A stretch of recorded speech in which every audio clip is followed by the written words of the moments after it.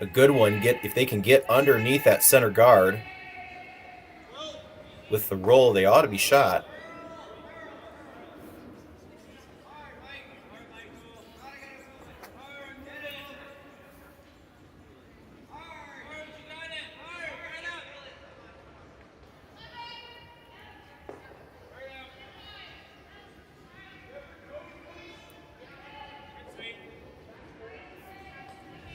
Joanne Courtney staying with this one all the way.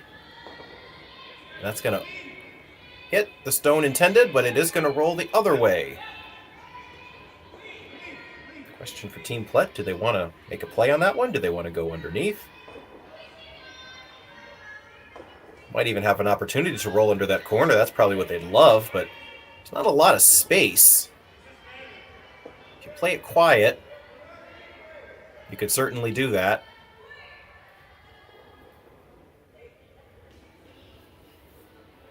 These are those tough little shots. They're backbreakers. If you can master those hack weight, board weight shots, then it opens up a whole world of possibilities. Just got to have that touch. So Alyssa Netowin.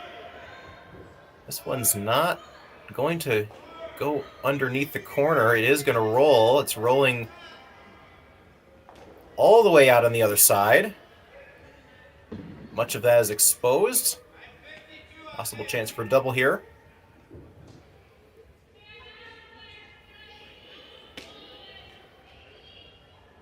Chance for a double. I don't think you'd stick your shooter.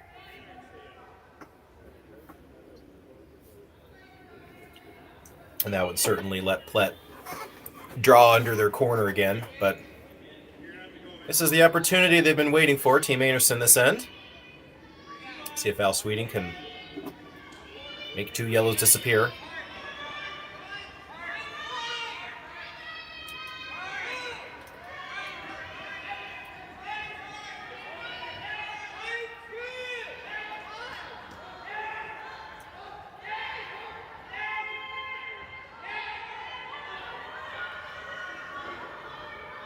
Gets by the guard.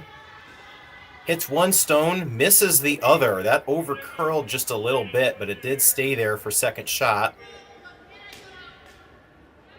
Stayed right there. There is a little bit of space to roll underneath.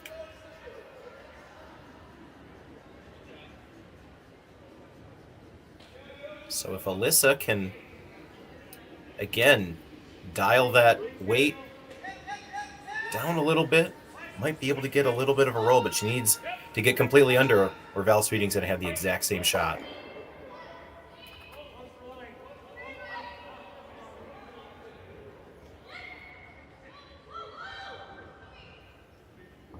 This one needs to move.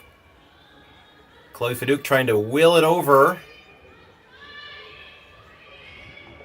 She is going to miss her own. Get it through, punch it through, sit in the two. This one's a little bit further out, a little bit higher up.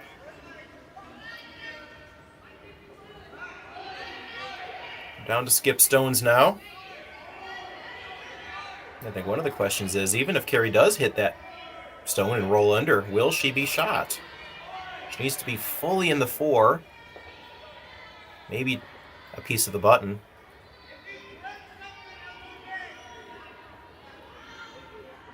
If not, you might just make a go at the slash double. That looks to be the call.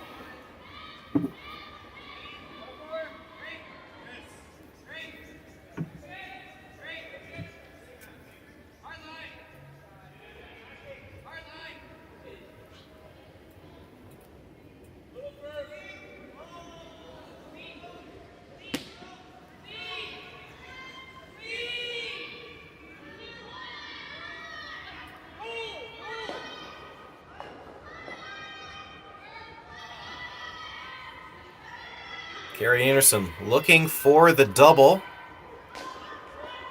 Trying to hold this one. Can she get them both? One. Oh, just whizzes right by it. Joanne Courtney can't hold that straight. No one else can. So a chance for Myla Plett to draw around.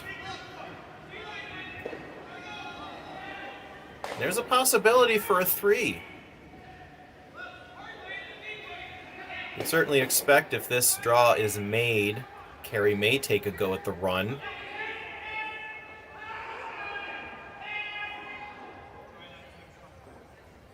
It's not what she would like to do this early in, but there's probably not a better way to... She would unlikely to call a freeze at this point. First things first, though, she needs to make this draw and get underneath.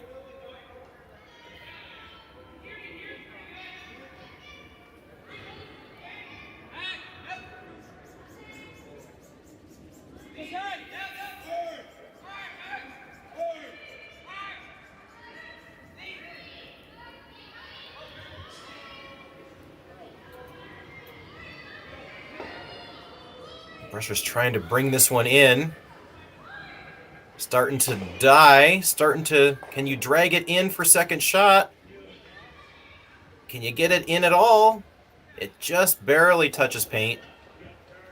Slightly covering that out-turn counterclockwise side, but that is going to leave the in-turn draw. So big chance there to put the pressure on Kerri. Comes up about 3-4 feet light. That's all.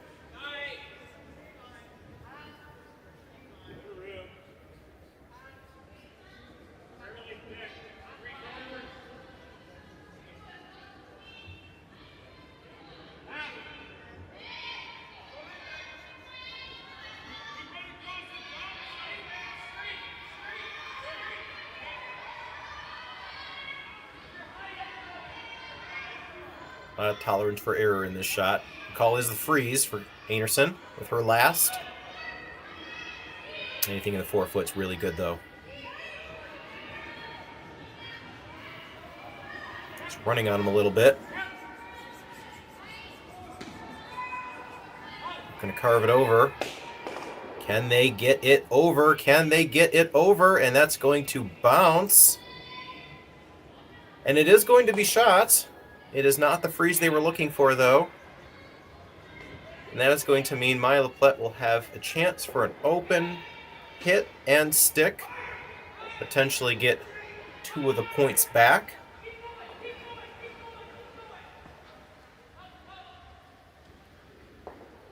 If he absolutely had to have it, there is a double for 3. This is not the time for that, though. You don't need the 3 back right away. You take the simple 2 and you go to the next end. So very smart call here.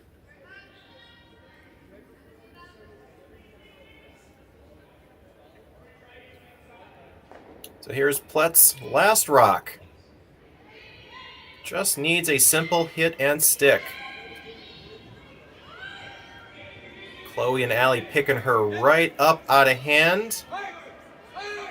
No worries whatsoever. No need to panic. That is a hit and stick, and that is 2 points for Plett. She is crawled to within 1 point, but Einarson will take the hammer into the 4th end.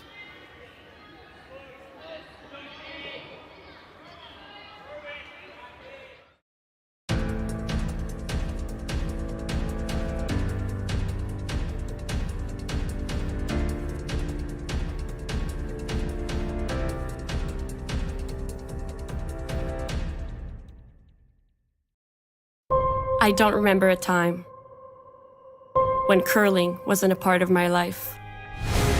When I wasn't putting in the sweat and hard work to be the best that I can be. Clocking in the time, the effort to practice day in, day out. Curling is more than just a game. It's a family, a community. And when it's time to play, I know I'll be ready. Hardline, supporting hundreds of our next generation athletes. Join us this March for the House of Hearts Charity Bonspiel in Duluth, Minnesota. Help raise funds for Project Joy, who provides meals for hungry kids in our community. Every donation helps to ensure no child goes hungry. Join us and make a difference. Together, we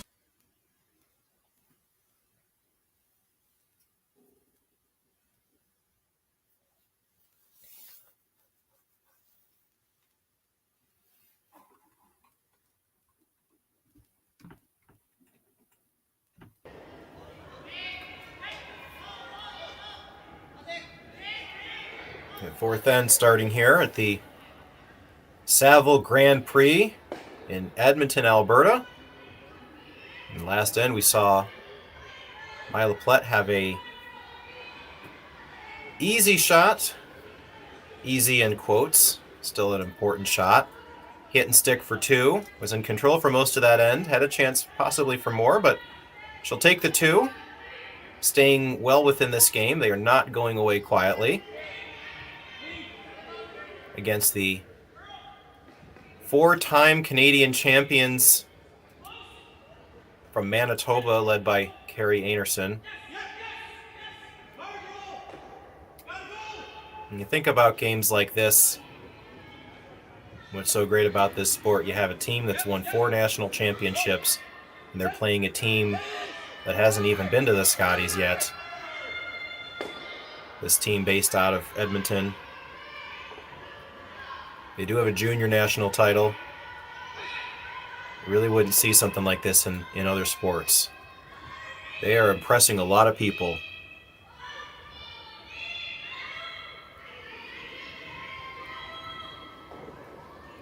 Kerri Einarson does have a 1-point lead and last rock here in the fourth.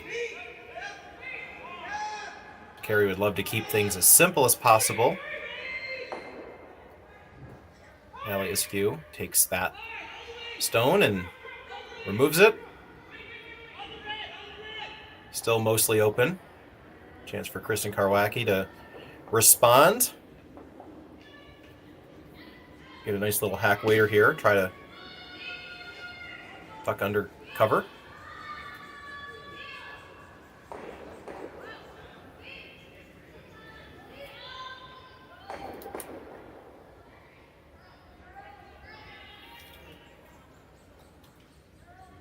And this is a quarterfinal match, so the winner of this will advance. The loser will be done for the day and for the weekend.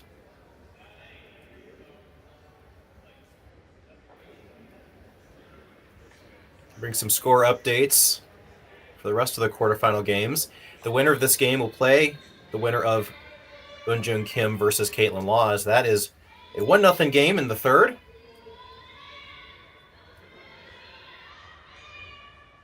Ikue Kitazawa and Sung-Yoon Ha from South Korea. That is Kitazawa with a 1-0. Haven't updated the scores since the first, but that is a close game.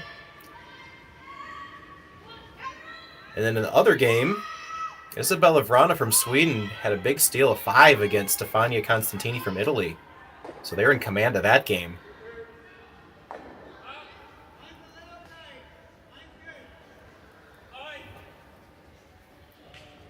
And the men are also on the ice as well. 4 games there. We have Kevin Cooey is up 3-2 on Keenan Whipf. We have Corey Dropkin from the USA with a 2-1 lead over Evan Van Amsterdam. Takumi Maeda from Japan is up 4-0 on James Balance after 2.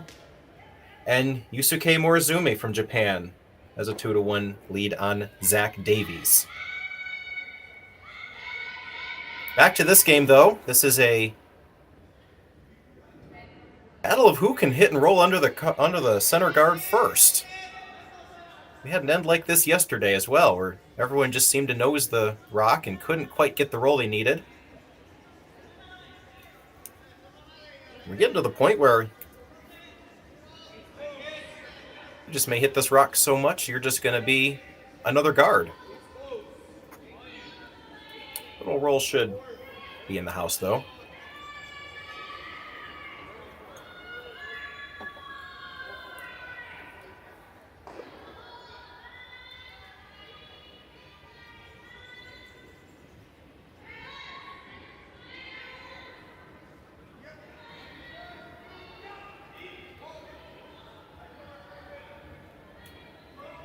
This rock from Chloe Fadouk is not curling. It's just a little bit hot. That is going to hit and roll out.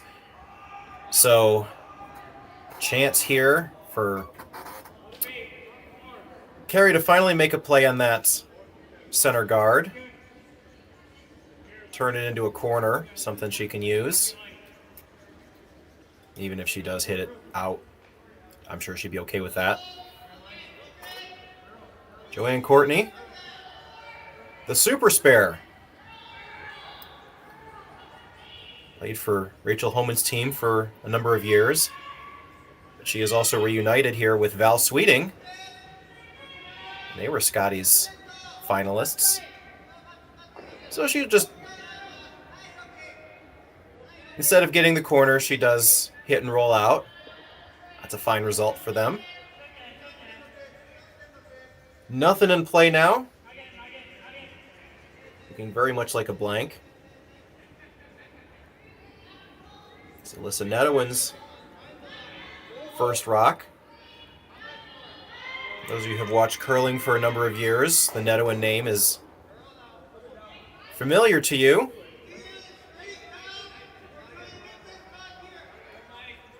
In fact, this team from Edmonton, Team Plett, is coached by Alyssa's father, David Nedowin. He may come out on the ice in a timeout. You might see him. And also Alyssa's mother, Heather Nedowin. Longtime curler, longtime Scotties competitor and champion, and one-time coach of Team Einarson. It's a small community here. It's a global sport, but it's a small community at the same time.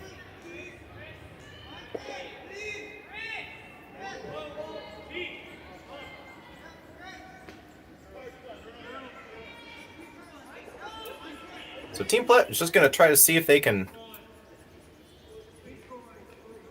find a spot on the ice where a corner guard can't be hit, but I think they're going to struggle to locate somewhere to put this where it can't be just taken right out.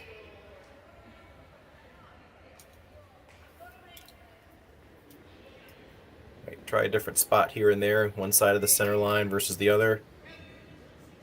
This one's just going to walk right into the top of the house.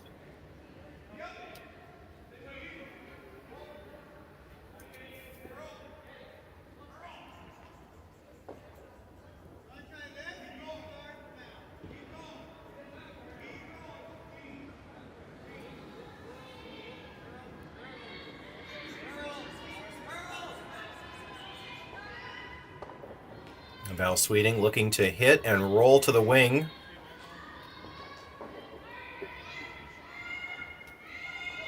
This one is pretty much on line. Gets a little bit of a roll like they were looking for.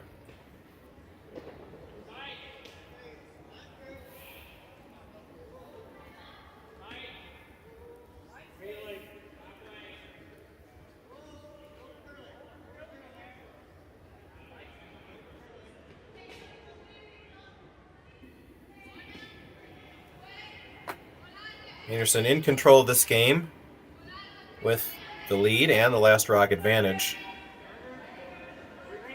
As much as they would love to continue playing, get into the semifinals, get into the finals, they're not going to have much of a rest. They will have tomorrow off. And then Tuesday, they will travel just south of Edmonton and start the Grand Slam Canadian Open.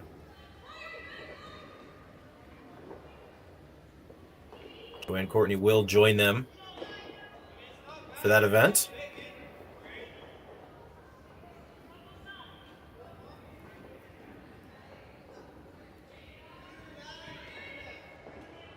And Kerri's team did struggle a little bit to start the season, but it is a long season and you don't want to make too much out of results in September.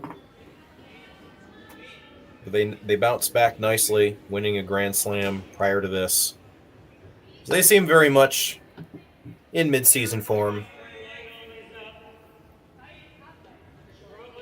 they got their hands full with this young team from Edmonton.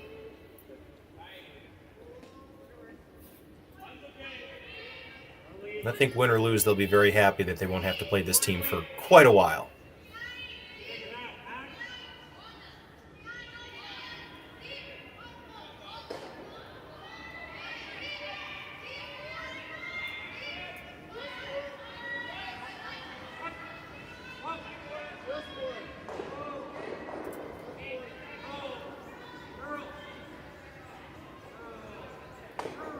I think the feeling is mutual for Team Plett as well. I'm sure they're thrilled at how they're playing against them, but boy, I don't think you want to play Kerri Einarson twice a weekend.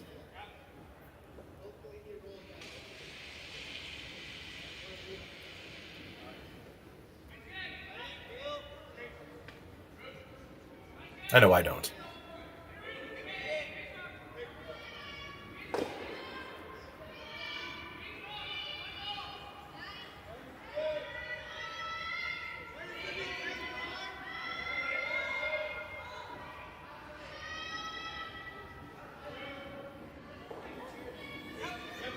The final stone for Myla Plett. Just sit on top edge of the house.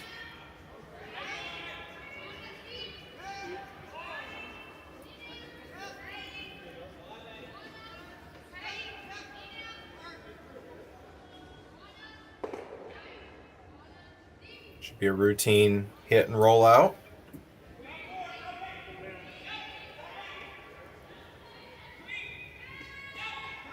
This has been a very well played game thus far.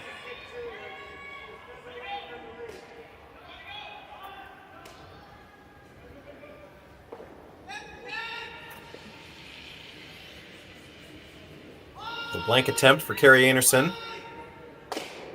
Joey and Courtney just escorting it down. No sweat. And our second blank of the game will take us out of the first half and into the second half of this game. Einarson up 3-2 with hammer.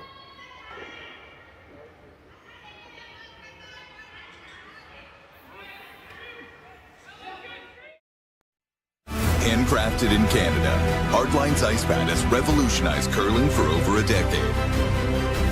Engineered with top-tier precision and durability, it is backed by an unmatched 10-year warranty. Designed for curlers at all levels to sweep effortlessly with maximum efficiency, it is trusted by the world's best curlers, including Olympic and world champions. It is quite simply the best broom in the game. Hardline. Join the revolution. Everything I've worked for, everything I've sacrificed, has led to this. It's out of your hands now. All the gold medals in the world can't help you now. You can throw the perfect rock and still miss, but it just takes one. You leave it all out there on the ice to leave behind a legacy. This is it. It all comes down to this rock. The hours in the gym, the weeks away from my family. This is what I've been training for.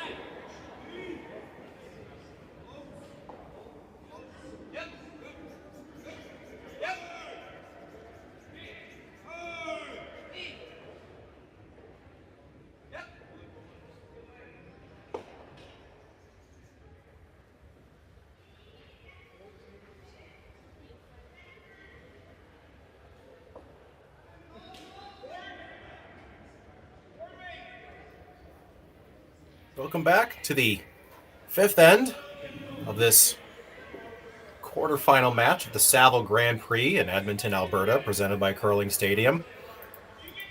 My name is Matt Sussman, bringing you the ins and outs of what's happening on the ice. I'd also like to give a big thank you to James, working the production, providing way more value than whatever I'm doing. Excellent camera work, keeping up to date on the scores, how many rocks are left, probably some other things I don't know. It's a team effort here. These two teams here, speaking of teams, Kerri Einarson from Manitoba, scoring a 3-ender in the first. Also had hammer 2 other times, blanked the first, blanked the fourth. Myla Plett making the most of the advantage of her last rock, scoring 2 in the third.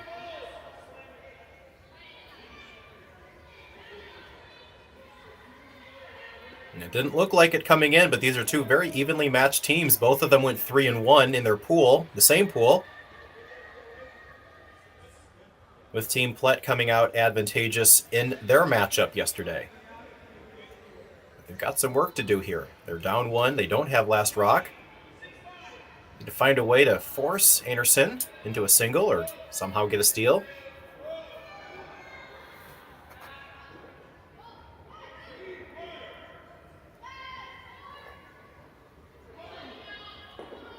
Chance here to hit and roll. Ellie Iskew, and that's going to roll a little bit too far.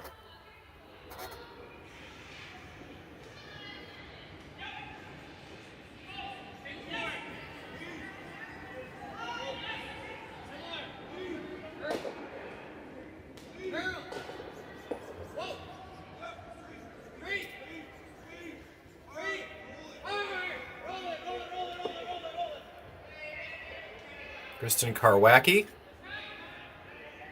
for the foreseeable future, the lead for this team. Stepped in nicely, looking to move that rock in the back of the 12.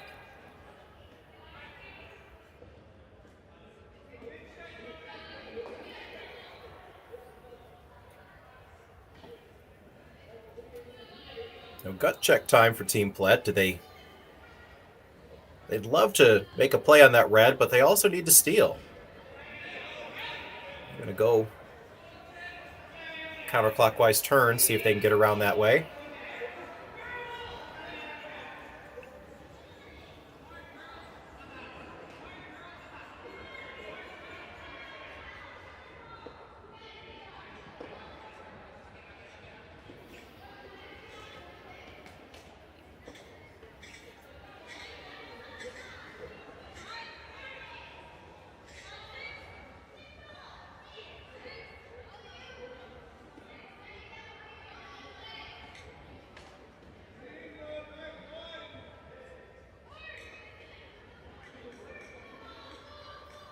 Duke trying to draw around that center guard, looking to finish it as much as they can, and that's just going to tuck a little piece underneath.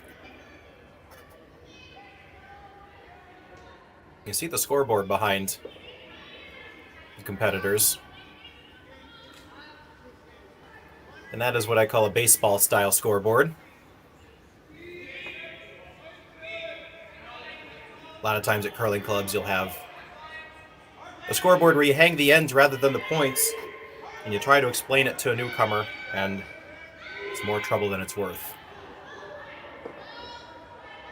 I've seen so many people, very intelligent people, that just can't wrap their heads around a curling-style scoreboard. So this one being much more accessible, you're hanging the points.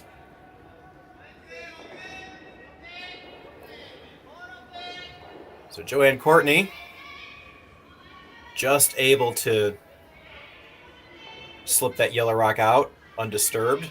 Now sitting 2 with last rock.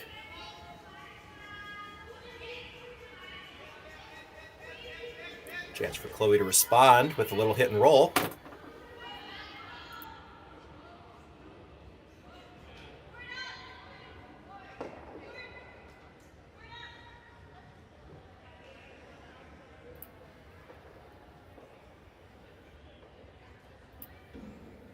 Nothing from the sweepers yet. Looking to push it over a little bit. And they will remove the red stone, but just sit right there. Second shot.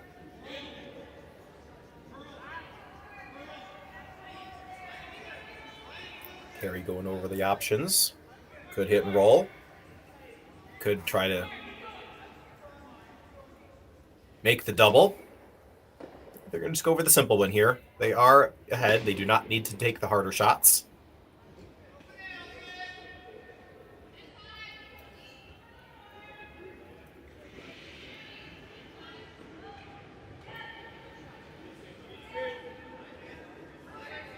Joanne Courtney making the hit, making the roll, rolling a little bit too far, all the way on the other side. And what would it take to get Joanne Courtney to stay on your team?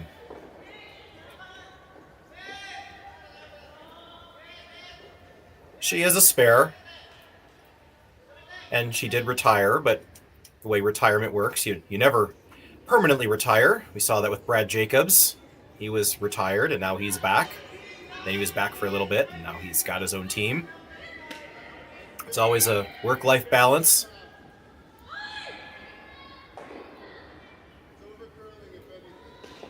As that double attempt just sails by a little bit too hard.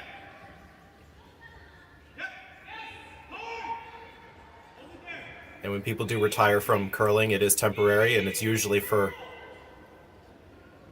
personal reasons, family reasons, work reasons, all good reasons.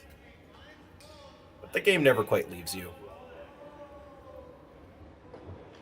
We may see her back permanently at some point, but it does seem to be working with this team. And Kerri has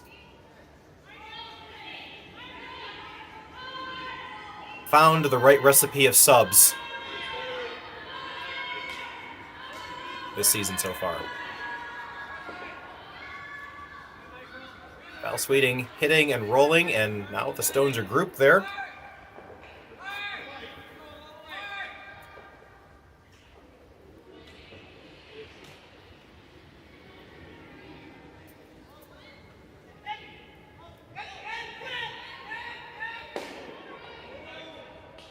Routine double opportunity here for Alyssa Nedowin.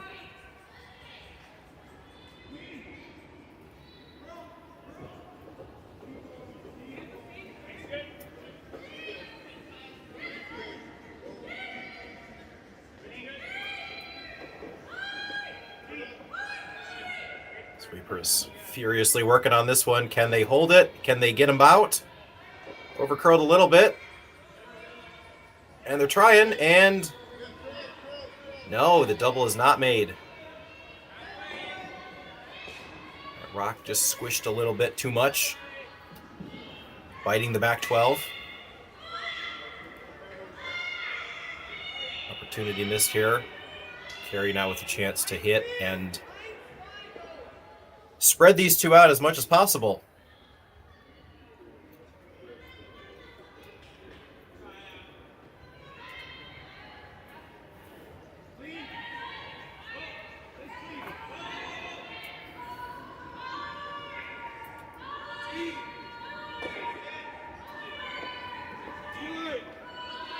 This one's overcurling a lot, and that is going to clip the yellow stone, take it out of the house, but it's also going to accidentally push their own out, and all of a sudden, a couple of uncharacteristic misses on both teams. Einarson now just laying the one.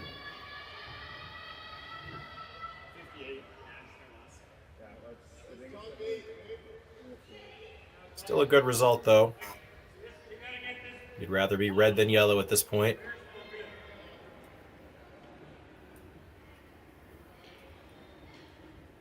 So Plett's going to ignore that red rock in the back. You could certainly hit it, but then you're playing into the hands of Kerri and likely seeing a blank, and then you're going into the 6th end with 2 hammers. This is probably what you need to do. You need to force the play into the house, into the center of the 4-foot. Choosing this turn because if he doesn't completely bury, there's always a jam opportunity if you try to pick it out.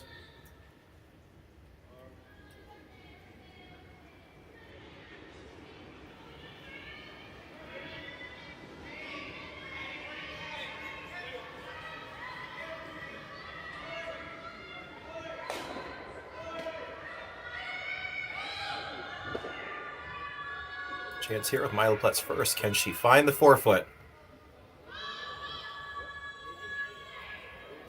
It's a little hot. And that will settle in under cover the back of the 8-foot.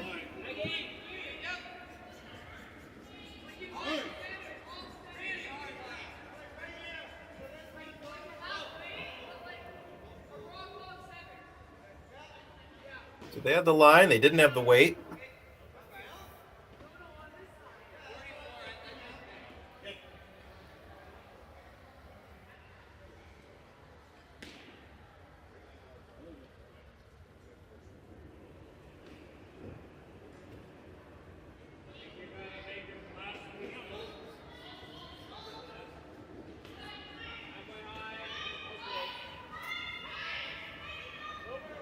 Plenty of room around that guard if Kerri can slip past it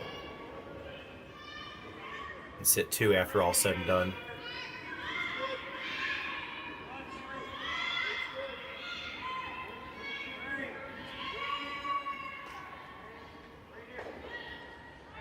Joanne working this one difficultly. A lot of force down there. And that will no, that will not push the yellow out.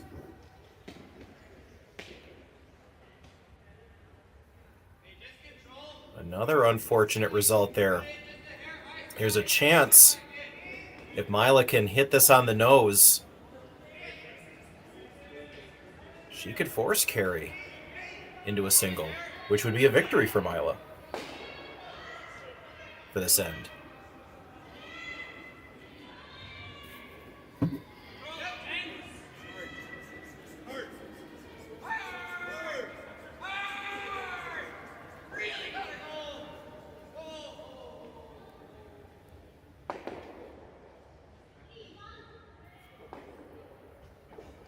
This has been an unusual end for both teams where there's been several half misses, no one quite getting exactly where they want to be, and that's why everything's in the back of the house. Myla Plett's last rock just looking for a double. If she can just bop this on the nose. That's well managed. That is well done.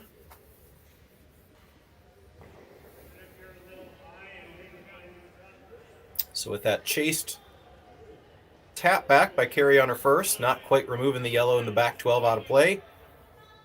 She is left with a hit and stick.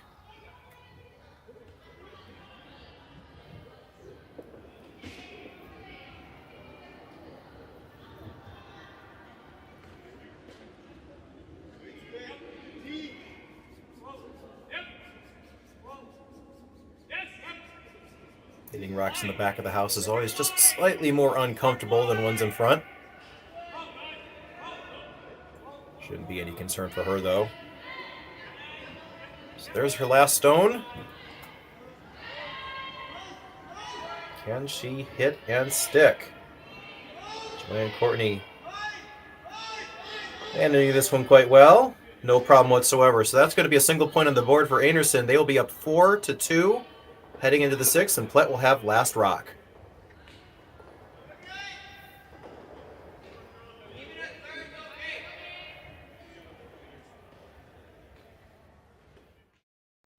Handcrafted in Canada, Hardline's ice band has revolutionized curling for over a decade. Engineered with top-tier precision and durability, it is backed by an unmatched 10-year warranty. Designed for curlers at all levels to sweep effortlessly with maximum efficiency, it is trusted by the world's best curlers, including Olympic and world champions. It is quite simply the best broom in the game. Hardline. Join the revolution.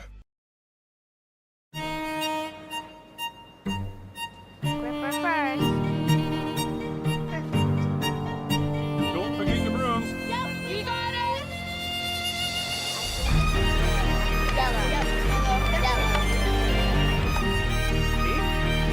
Come on up. Okay, well, what do you got? You got one, you got two, you got... Just one more throw, please.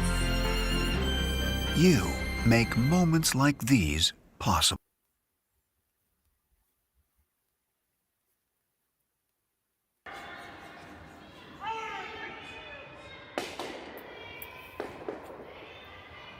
We're here in the 6th end of the Saville Grand Prix quarterfinal matchup between Kerri Einarson and Myla Plett.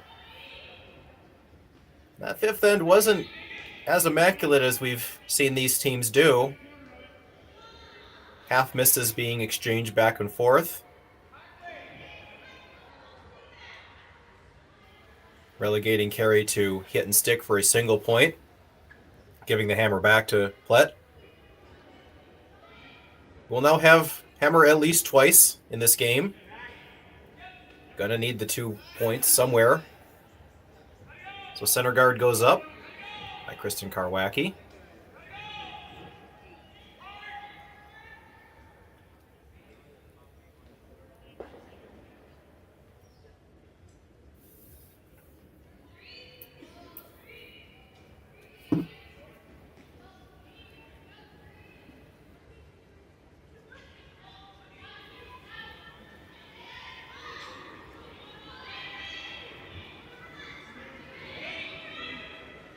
That's Ali Iskew throwing lead stones for Team Plett.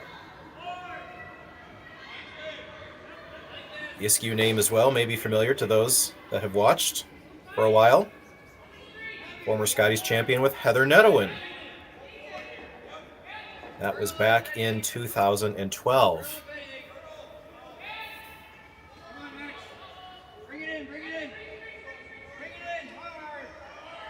This ends setting up pretty nicely for some type of score one way or the other. We've got center guard, we've got a corner guard.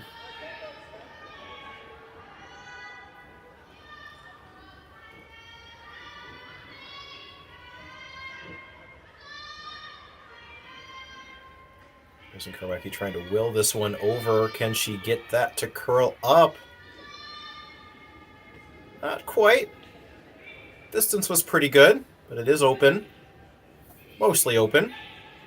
That second rock of hers doesn't seem to be finishing as much as the first.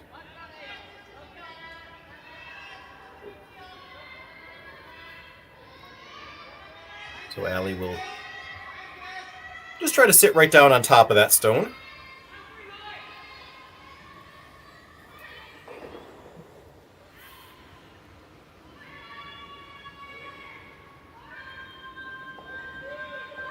Looking at scores. Elsewhere in the quarterfinal, we have one final already, and that's Isabella Vrana from Sweden. All over Stefania Constantini of Italy. That is an 8-2 victory. They conceded after just 4 ends. And the winner of this game will play the winner of Team Kim versus Team Laws. That is a tie game. 2-2. Laws has hammer going into the 5th. And Ikue Kitazawa has a 2-0 advantage over Sungyeon Ha from South Korea.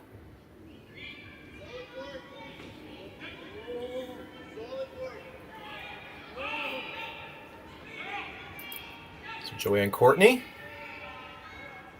The freeze attempt comes up a little bit light for Team Plett. Looking to close off that. Trying to get a good angle on this freeze, and that is corner frozen on the inside. Very good result. I think they got the angle enough. I don't think that's going to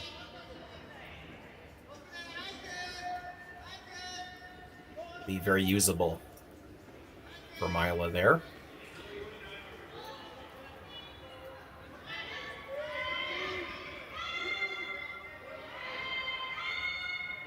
She still likes it, though. There's a possibility that if she plays quiet weight on it, yeah, backline weight, this might drag right into shot stone.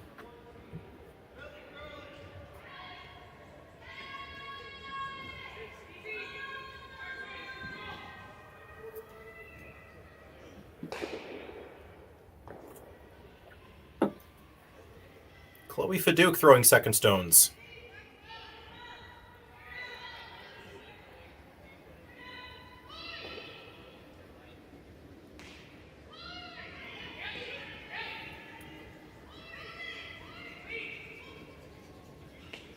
Looking for backline weight. Might be a little down, but the promotion does roll that yellow stone to a pretty good position.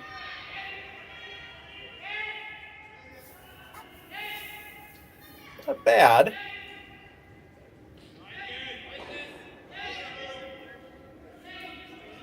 It's a double opportunity, but it's risky.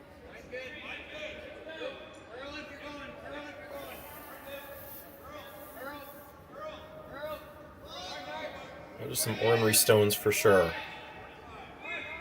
Okay, his whole team's going to come on down, take a look at it.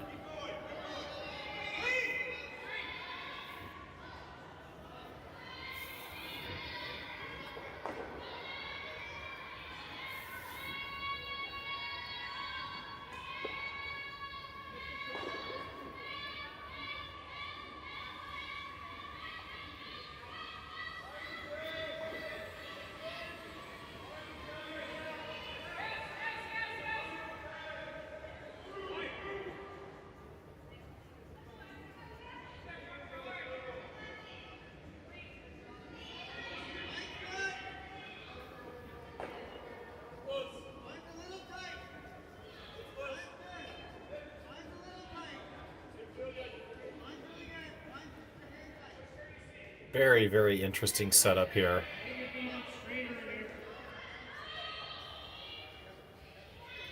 Obviously, your first thought, see what you can do. Can you get rid of those yellow stones? You're up. You don't want them to count. You don't want them to come into play. They're usable.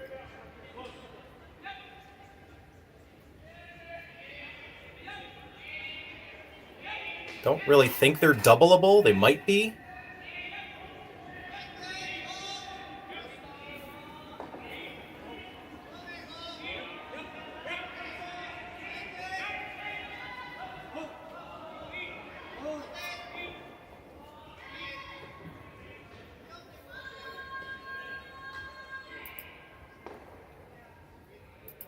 A lot of possibilities here.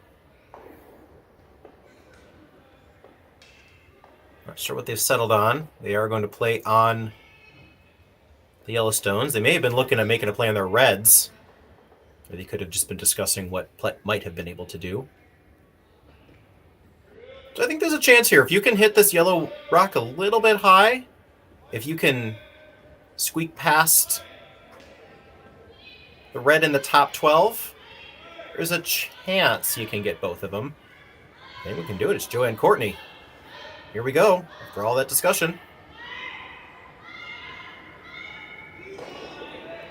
Nothing yet. And that's going to touch all four rocks. Remove both of the reds. Leave Yellowstone side of the 8. But probably not what they were going for.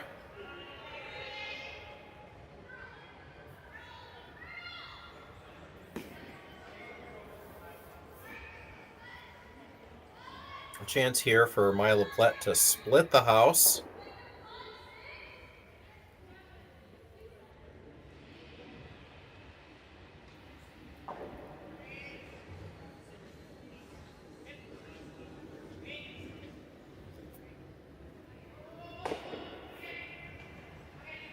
It wasn't a great result for Einarson on that, but it did simplify things.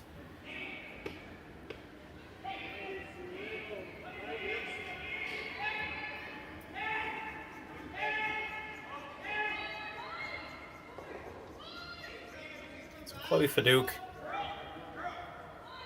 looking to draw around. Does this have the speed? Brushers are trying to get it there. Should be in. trying to carve it over. And that will just get under cover. Splitting the 12 and the 8. Pretty good result. Now Val Sweeting can still chase this. Board, bumper weight. Ought to do the trick.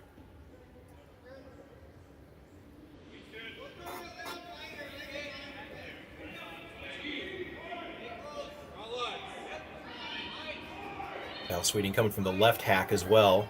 The left-hander's hack. Might have a fraction more space to make this shot. They're past the guard, carving it in. They got a piece. Can they stick around? Will it stick around? It will go a little bit too far now to play. So they did dig it out, but they couldn't stay there.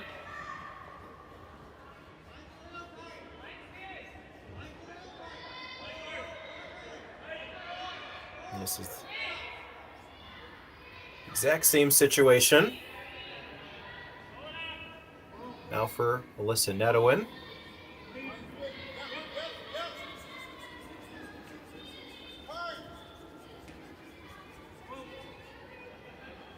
Have to make this one a little bit better. Not touching it yet. There they go now. A lot of space around this guard.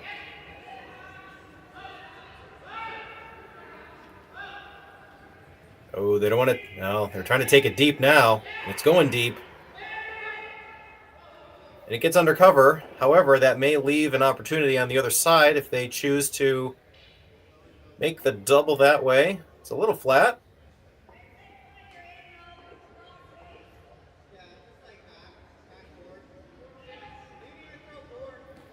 They may need to go. Yeah, they may need to go counterclockwise. That's lefty in turn.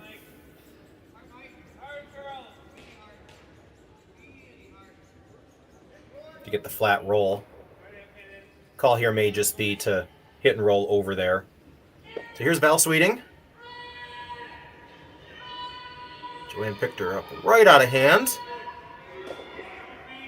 There's one, and that is just going to sail underneath. Just miss it.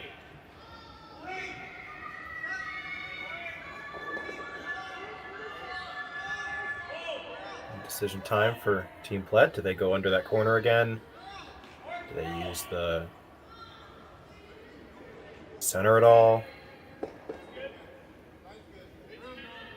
They like the corner better. They know this. They played it.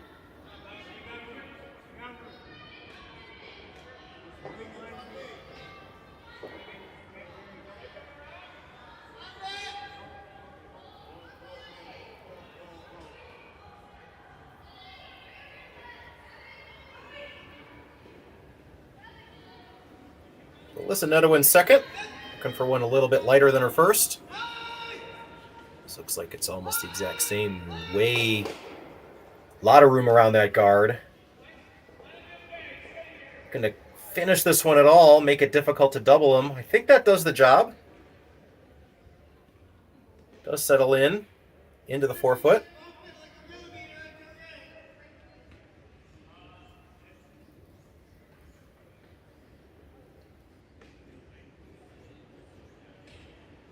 There's a chance here still for a double, though. Kerri has it in her. She's done it before. She can go over top on this one. She's going to have to hit a piece, kind of like a thin half, sort of go over top of stone in the back 8.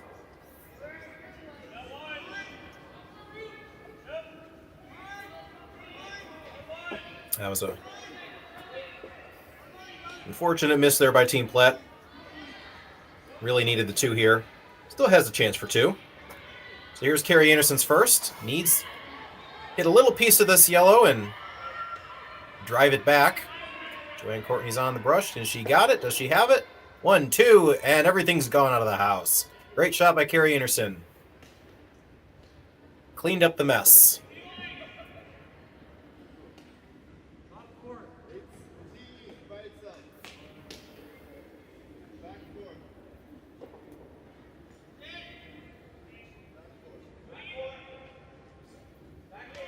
does leave Myla with 2 stones left. Can she manufacture points out of both of them? She'll need to use the center guard this time.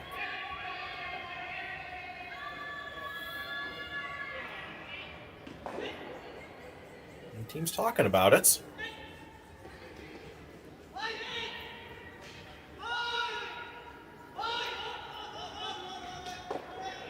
No harm in talking about it if you're not all on the same page. Sometimes sweepers see something else.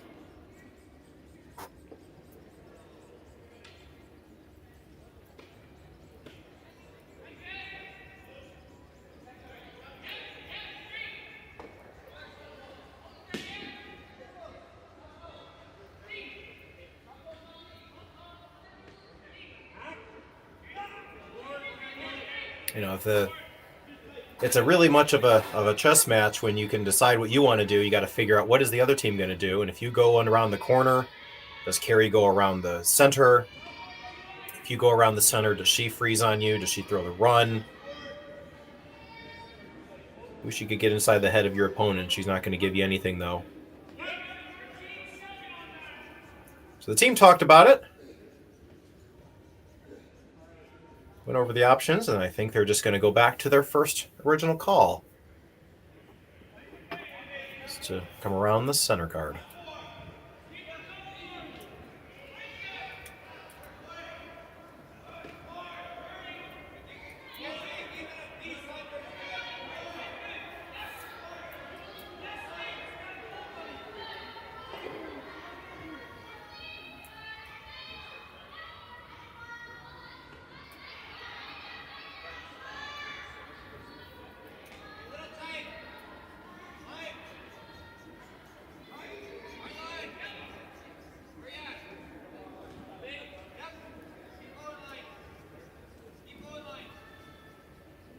So first stone here for Myla Plett.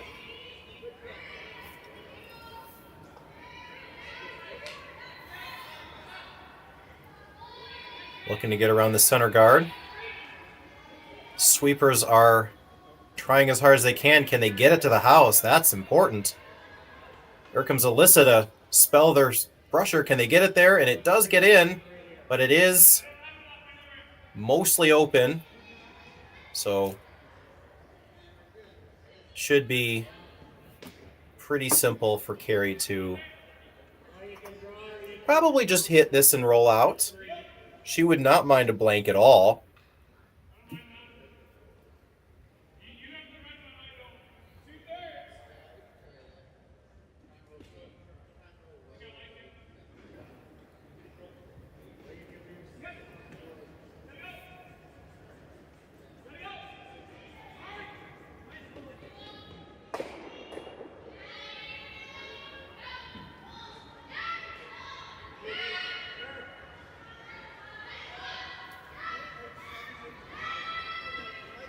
Here's Kerri Einarson's last.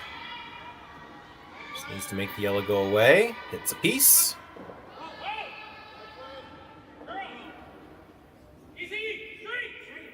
And what happens here? Oh, that bounced off. That bounced off a yellow rock inside and just kind of ricocheted back.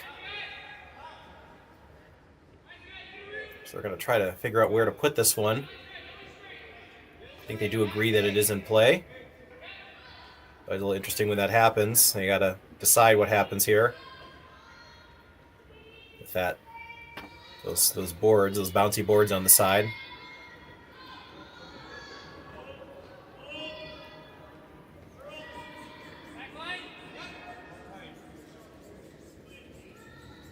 So I think that they're electing to, based on where she's standing, I think she's going for the blank. She might be drawing for a single. Not quite sure. We'll know what happens in a second.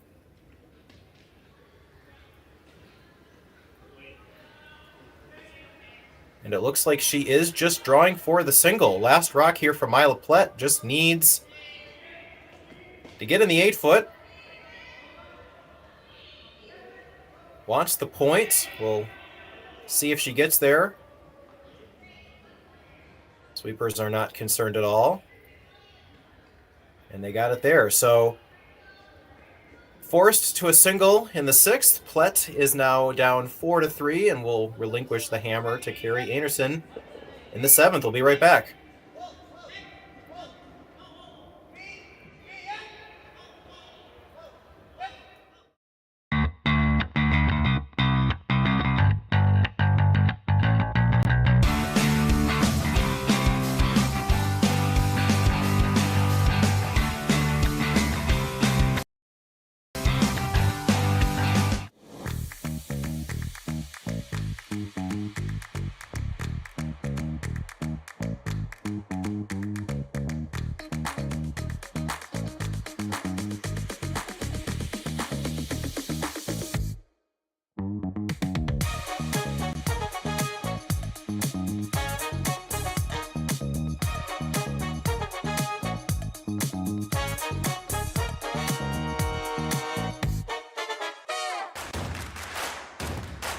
Imagine being able to stream every curling game from every sheet from any event, be it your Wednesday league game, bonspiel, or corporate event.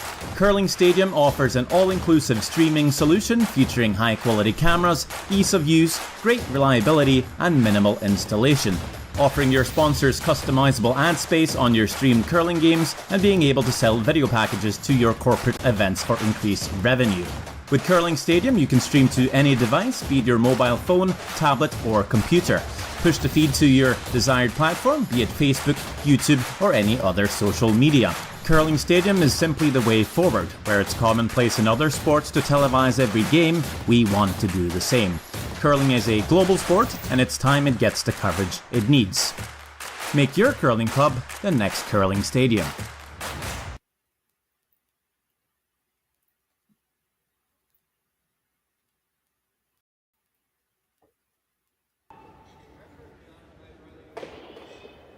And we're back here in the 7th end of the Saville Grand Prix quarterfinal matchup between Kerri Einarson and Myla Plett, brought to you by Curling Stadium.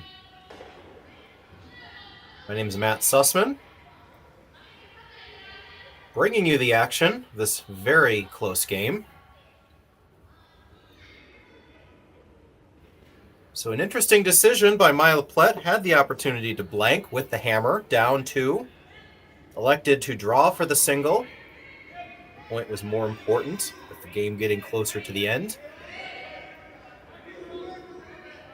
So she cuts the deficit in half, gives hammer back to Kerri, and is going to see what they can do to steal. Something they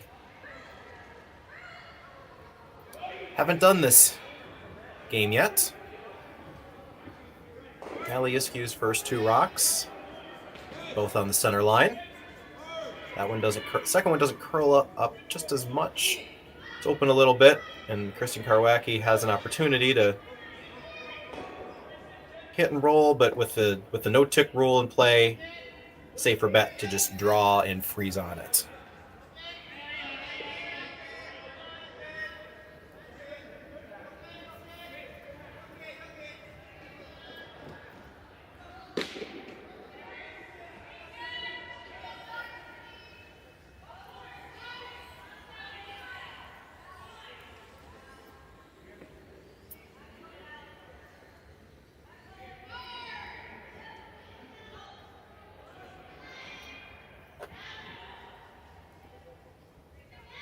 Freeze opportunity. Really nicely done there by Kristen. Well managed. Goal here for Plett. Get as many rocks in play as possible. Create as much difficult shots as possible. A little bit of chaos, a little bit of luck. You always need a miss here or there to steal a point. So Chloe Fadouk will try to respond to one freeze with another. If she can get that inside freeze.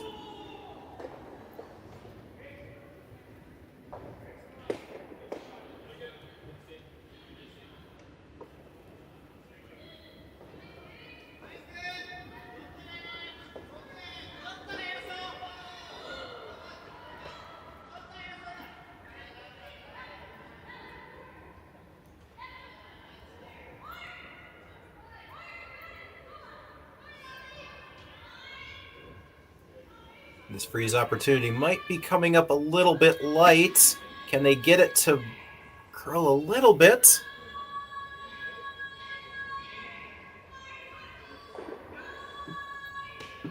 And it does come up a couple feet light.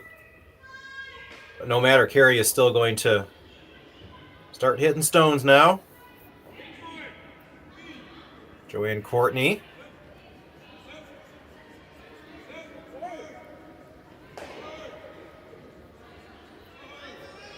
Must be nice to be able to call Joanne Courtney and say, hey, we need you for a weekend. And then for her to say, okay.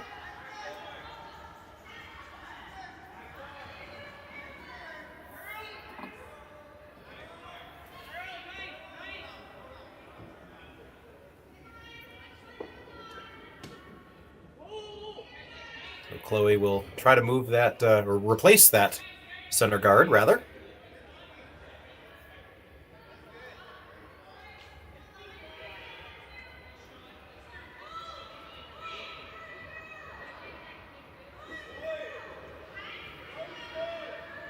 Callie trying to get this thing to curl, needs to move. Can she get that over?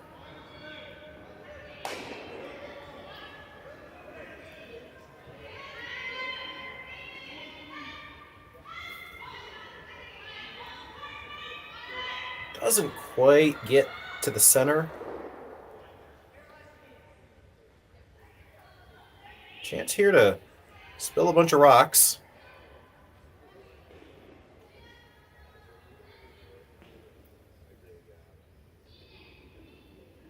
Don't know if she can make all three go away, but if she can get a couple of them out, that's going to do a whole lot of good.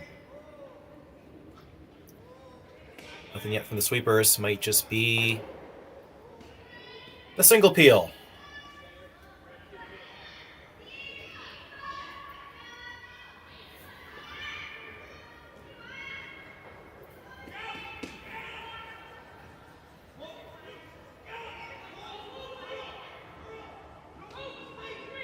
Still some discussion in the chat about that decision to draw for a single rather than blank in the sixth. And especially with these young teams, I think what they like to do is they trust the numbers of, are you more likely to win down one without hammer in the seventh or down two with hammer in the seventh? And it may be one of those things where either they feel they have a better chance by putting a point on the board, getting hammer back,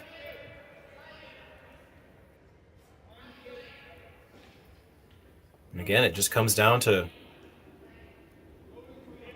what you feel like doing, or if they just trust the situation.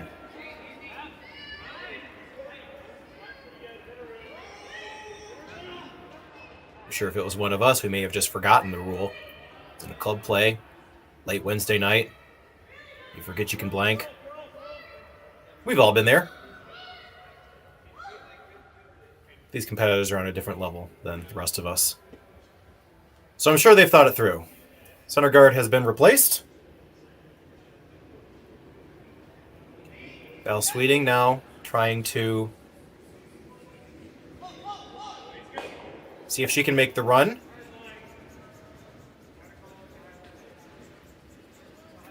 If she can't make the run, she could just peel the center guard. That would be a fine result. And that's what happens.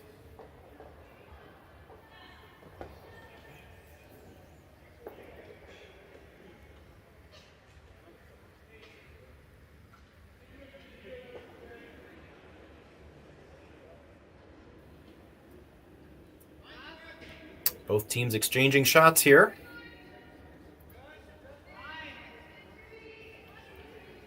There's Alyssa Nedowin's second. Sweepers aren't touching it yet. Is this going too far? This one is much deeper. That could be a little bit of a mistake. I don't think. Gonna be hard to just miss this one on this side.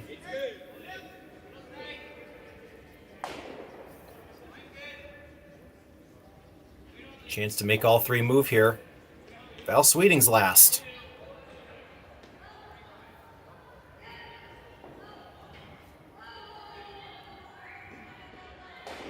There's the hit. 1, 2, and they didn't. They got rid of one. They got rid of the center guard. Everything's a little bit different. Does unlock everything.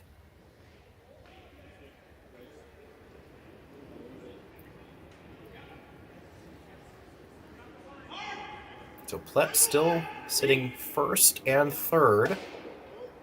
Einarson second and fourth. Down to skip stones. The call appears to be hit the red and roll over.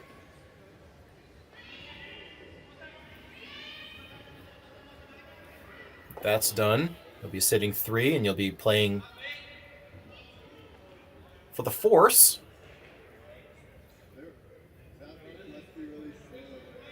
I'd love to steal. It doesn't look like a steal end at this point.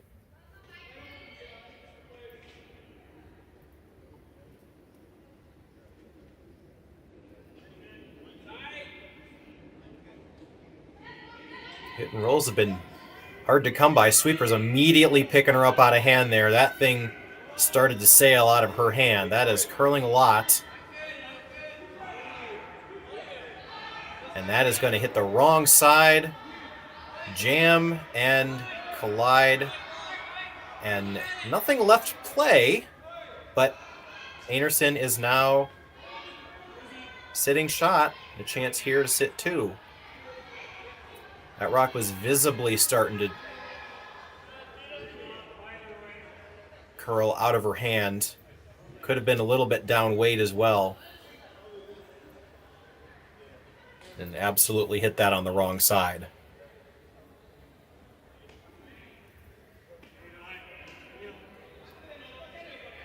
So now the question is, where can you hit this stone so that you can't leave a double and a force? And I think the answer is if you can just hit and stick right there. The double is very difficult.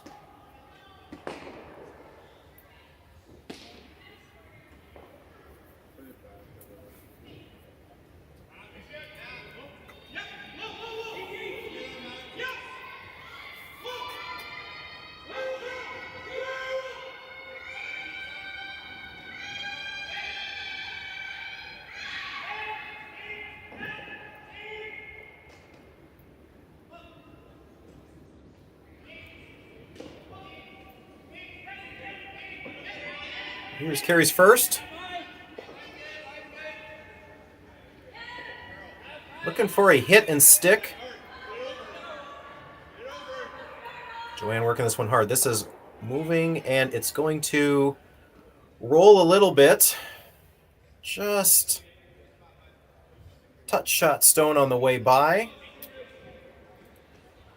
We're going to take a look at this angle here. Can you even double these off?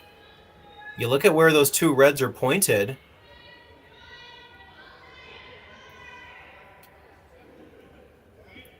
And it's very possible that it might go underneath the yellow. You just kind of draw a straight line between the 2 reds. You see where it would go. It very well may squish on the red, or on the yellow rather. Yeah, that's lined up pretty good for Kerri. That's a very fortunate roll.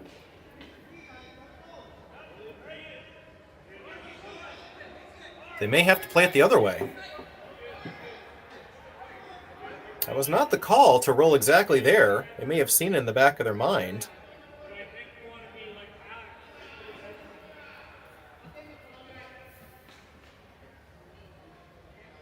But they're going to have to play this kind of between the 2, kind of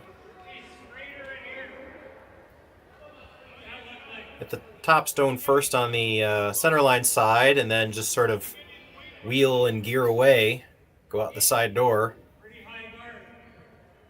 But even that still, there's a jam opportunity. That yellow in the back.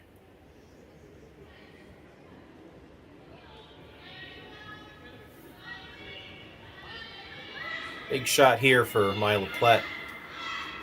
Doesn't want to give up another 2.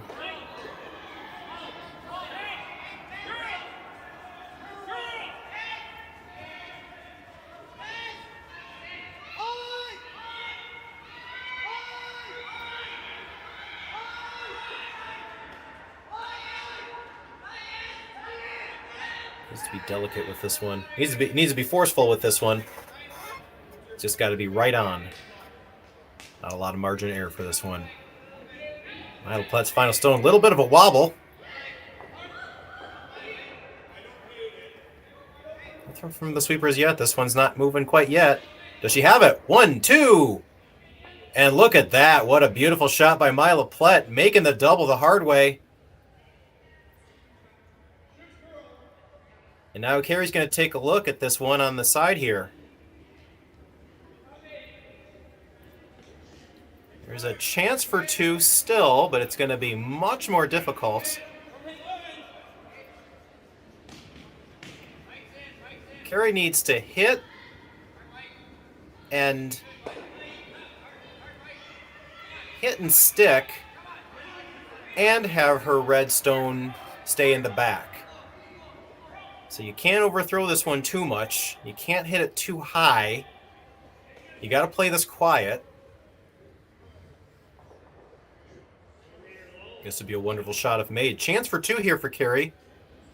Needs to at least get rid of shot stone here. Final stone.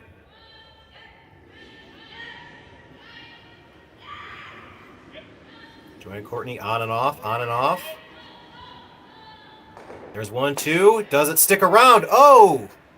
She's got the 1 for sure. And they're going to kick it away. It's presumptively a single for Kerri. We'll confirm after the break, going into the 8th end.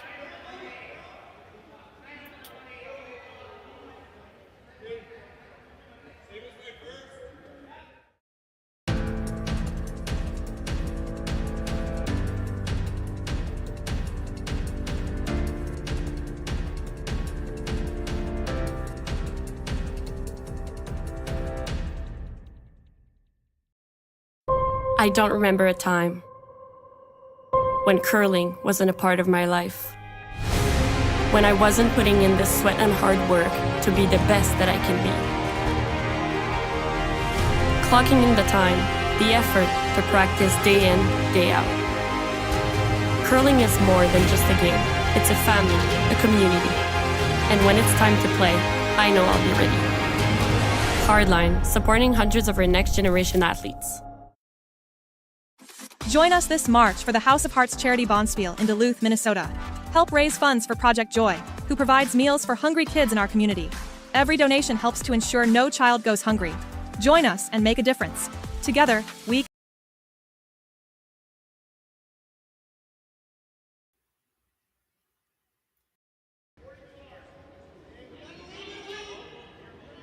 And we're coming home here in the 8th end of this quarterfinal matchup in the Saville Grand Prix, presented by Curling Stadium. I am Matt Sussman, bringing the play-by-play action in this 8th end. We had a very, very, very momentous couple of shots there in the 7th. Myla Plett making a wonderful thin double. Kerri Einarson was just centimeters away from possibly scoring 2, but shot, thrown rock just rolling out of the house, settling for the single, taking a 5-3 advantage. That 5-3 score, fresh in the minds of both teams. It was actually yesterday Myla Plett winning 5-3. So this is 5-3 the other way. So if Einarson were to somehow force a blank or run Myla out of stones, they would always be 5-3 scores. However, Plett with hammer, needing a 2 to tie, 3 to win.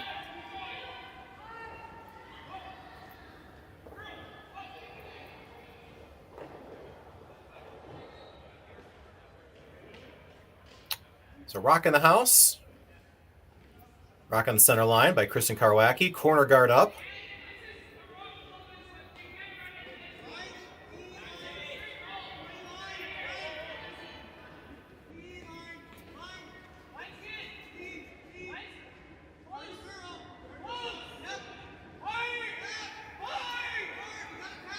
This young team, Team Plett from here in Edmonton.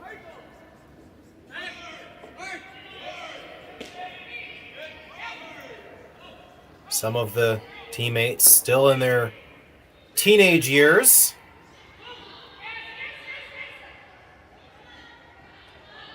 Which is about as long as some of these competitors on Team Einarson have played.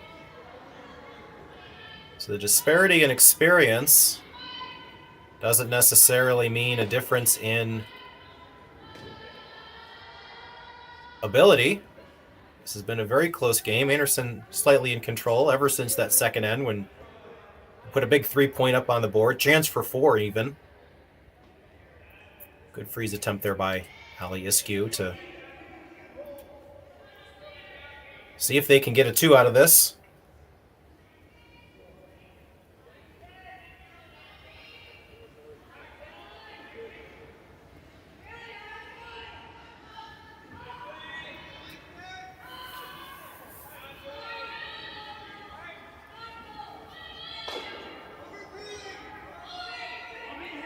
Joanne Courtney's freeze attempt rather, just gets by the guard, little bit light. Settles in top 12.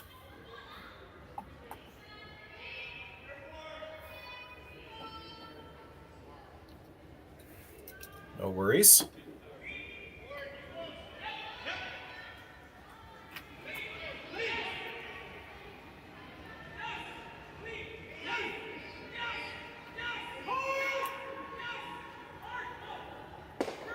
Chloe Fadouk will try to clear the front a little bit. Those rocks are not helping them at all. Winner of this game will move on to the semifinal later today.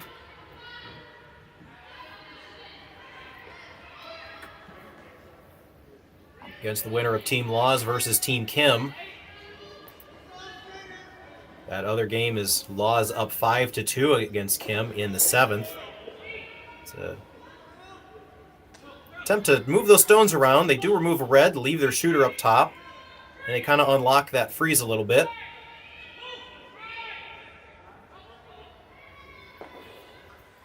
They wanted a little bit more angle on that shot. Center line is still pretty much plugged up.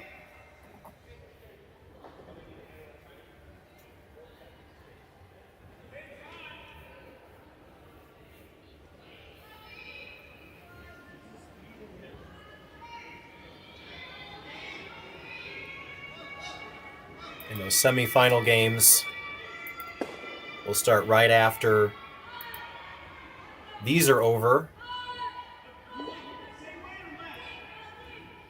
Those will be at 12:30 local time. That's 2:30 p.m. Eastern.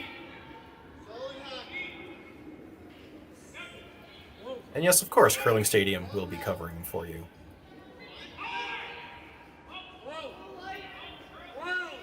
So Joanne Courtney covers up the 2 stones on the button. Myla Plett has 1 yellow in the house, completely surrounded by red.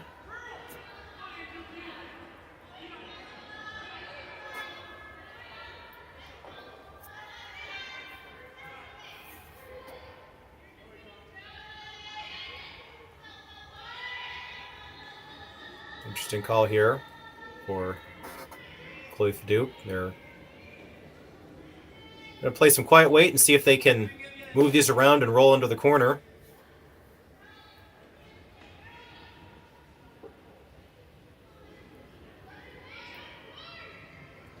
These quiet weight shots have been a little difficult for them.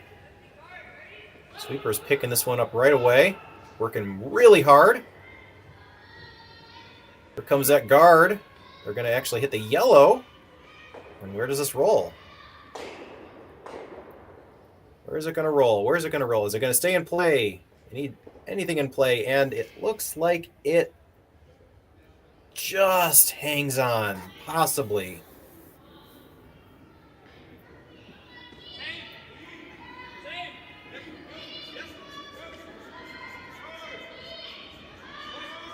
That is not the rock they intended to hit. They did clear the front, though. They do have 2 corner guards.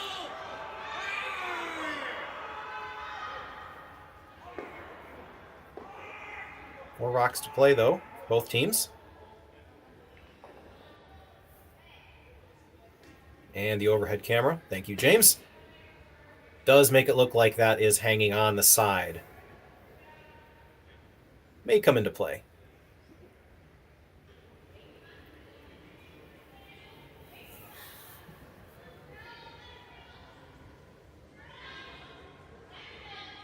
A short run here for Val Sweeting. My favorite type of run, both in curling and in running.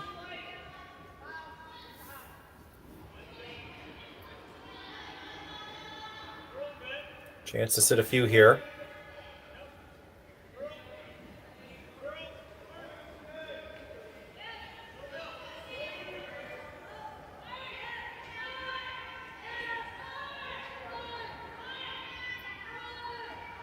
Joanne's bringing this down, does clear the yellow, and spills a couple of their rocks under that corner guard, and they are now sitting, looks like 4.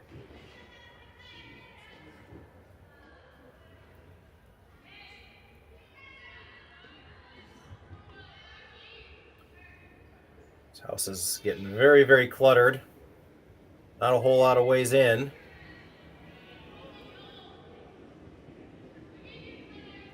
Alyssa Nedowan's going to be asked to try to split that port there. See if she can maybe freeze down, maybe bump that red a little bit.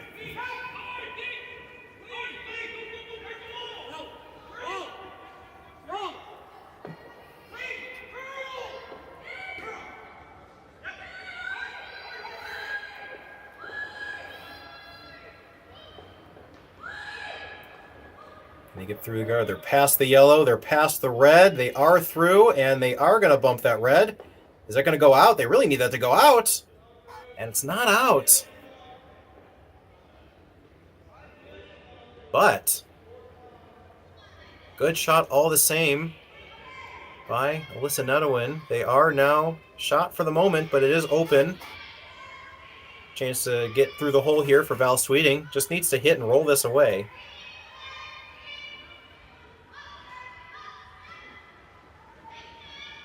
Here's Val Sweeting's last. She's had a nice game.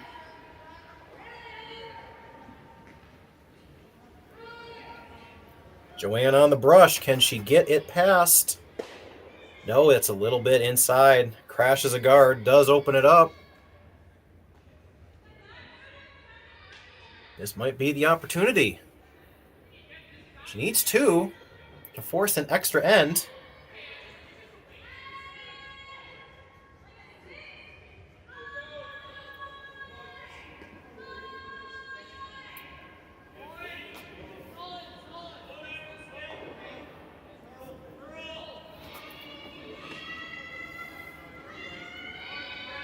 Call here is to go split the house around the other corner. They've had this very similar shot all game.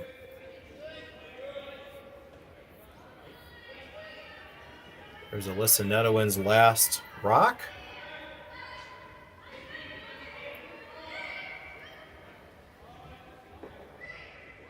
Sweepers pounding it hard out of hand. Should be around pretty good. Just needs to bury it in. Oh, that's a really good shot.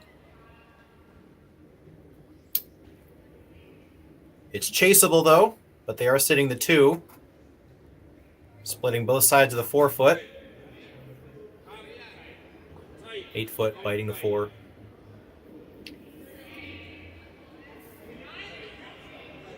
Now, if you're Kerri Einarson, you don't want to give up the 3. How do you prevent the 3? You're probably okay with the 2. Worst case. And one of those is open, so it's certainly an option to try to get rid of the open yellow. Problem with that is you can't really roll anywhere that helps you, so you'd probably just have to pick it out.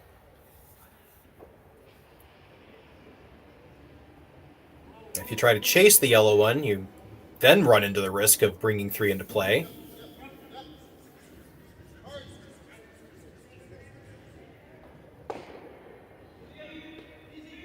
A couple nice shots from Alyssa Nedoin really saving this end when it's looking like they had nothing going for it.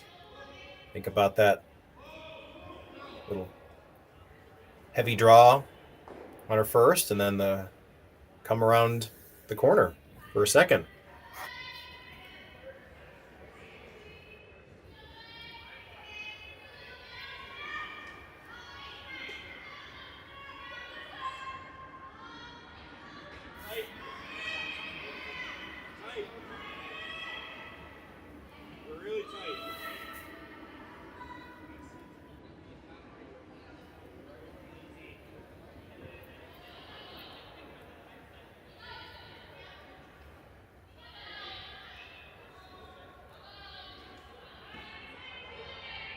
So you may want to play that open stone. It's just really difficult to get rid of.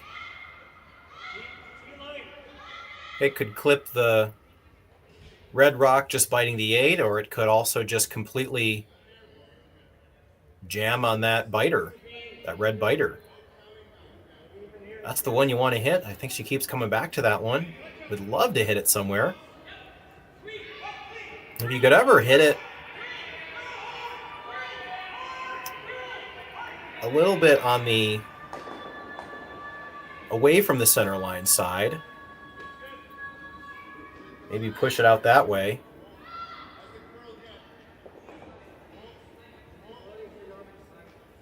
But again, you don't want to risk taking one of your own red rocks out, and then all of a sudden that yellow biter could come into play.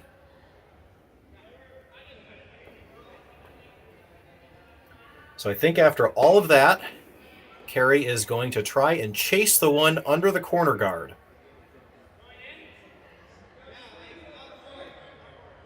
Looked like backline weight was the weight choice here. I don't think Kerri expected a difficult shot at this point, given how the end was going, but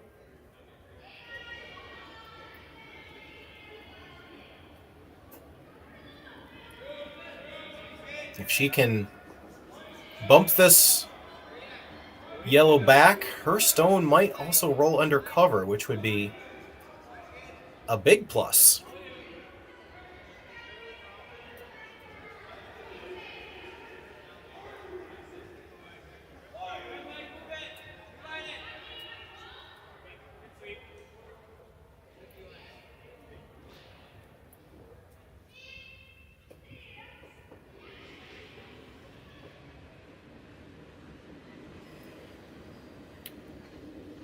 So here we go after all the discussion. Looking for backline weight. Chasing shot stone. Kristen carving it over. Can she get it past? It's past the guard. Makes contact, and it does roll. And that's going to roll largely under cover. Sitting the one. Good result there. And now Einarson is sitting first and third.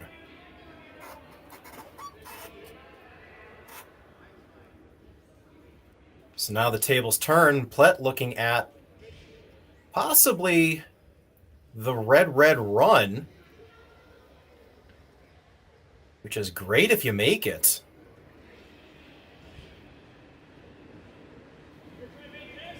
And we're going to bring Coach David Nedoin out.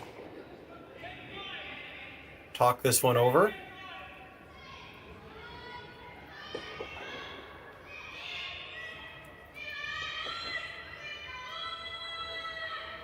A good result by Kerri. Needed that one badly. There's really not a lot you can do with that red stone. Freeze doesn't help you too much. She freezes back and you're dead in the water.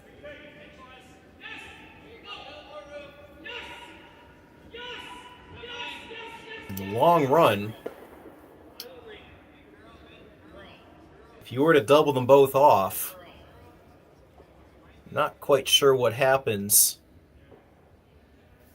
to the stone in the top 12 currently. If that skates through, squishes on one of the other reds.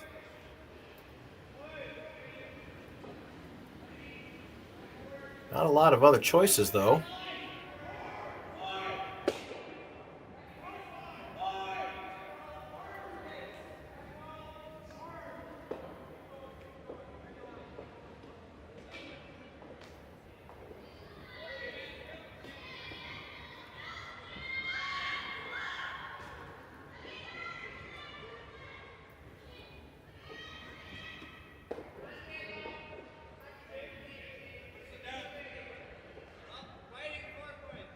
But they are going to play the freeze. Been talked into it. That will leave Kerri with a freeze back. But if the freeze isn't made perfectly, there could be some type of angle where a shot for 2 or more is possible. And obviously, if you try the run and you miss it entirely, then you're really out of it.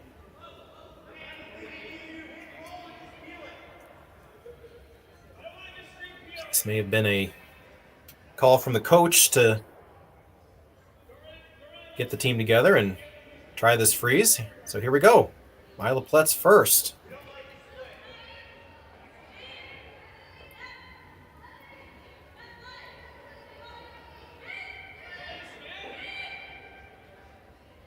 Sweepers like it. Not working too hard. Now they're going.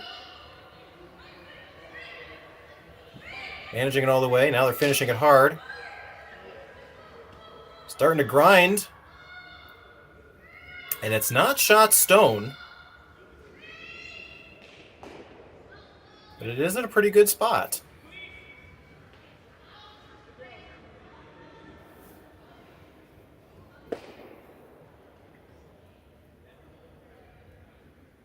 I think that was the advantage of that shot. You didn't need to be frozen to it. And maybe that's what they were trying to do anyways. It's a setup shot. You can't score the 2 with this rock.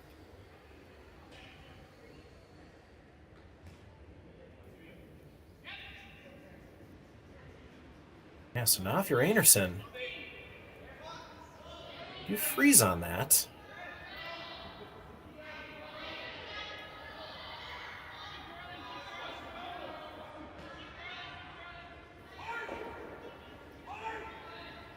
That might have a shot still to score 2. That's still a really, really good shot.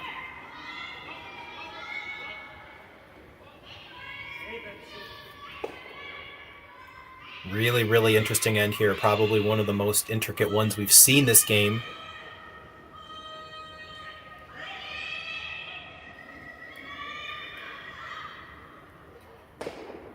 Winner of this game advances to the semifinals in a couple of hours here, playing the winner of Caitlin Laws versus Eunjun Kim.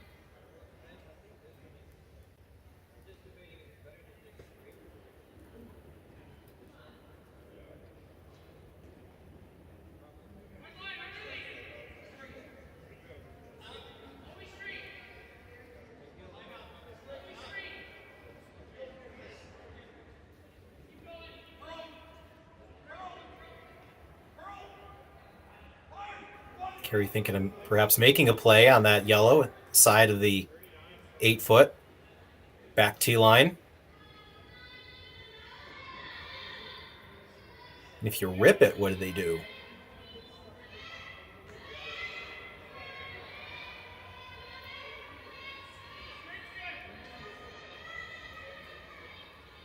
Don't want to give up the 3 either.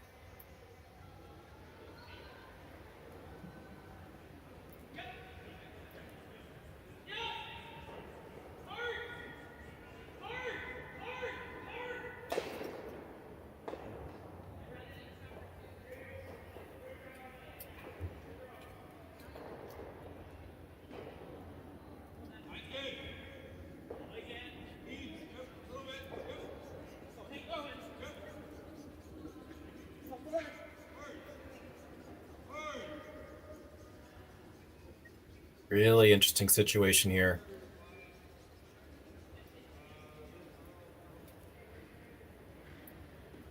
I don't know if they've made a decision quite yet. No matter what they do, they're going to leave Myla something for a tie.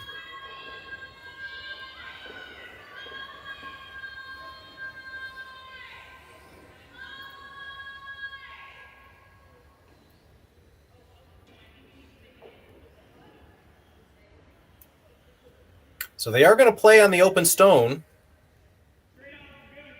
I think what they'd love to do is roll right there. Don't think they want to move that red much. And even though it looks like you're leaving a pocket there, I don't know how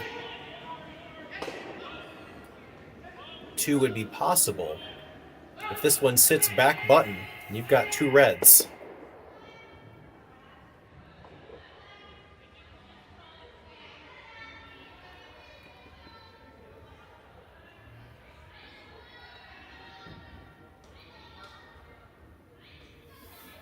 You want to be careful. You don't want to lose your own red.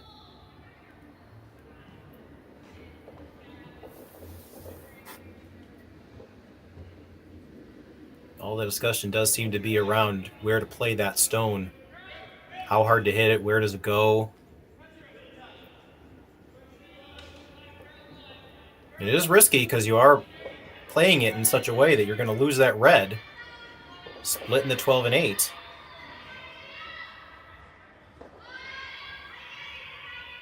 Discussion still happening.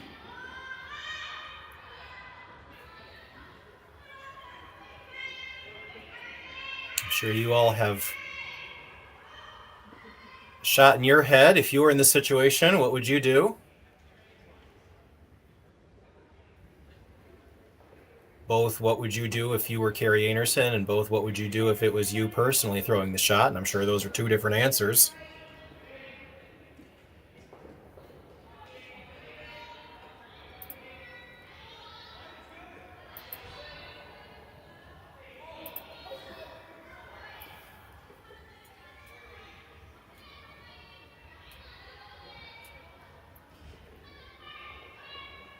So after all of that deliberation, I now think that they are going to play perhaps a guard?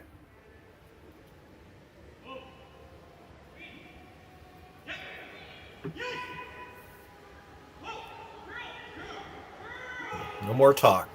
Time for action.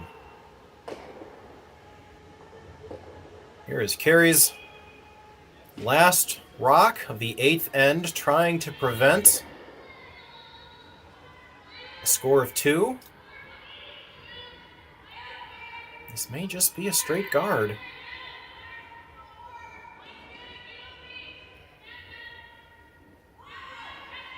This one's coming in the house a little bit. Can they freeze on it? Here we go. That will finish in the top 8, blocking off the ability to promote it. Now, what does that leave Myla? Myla's sitting first, or rather second and third.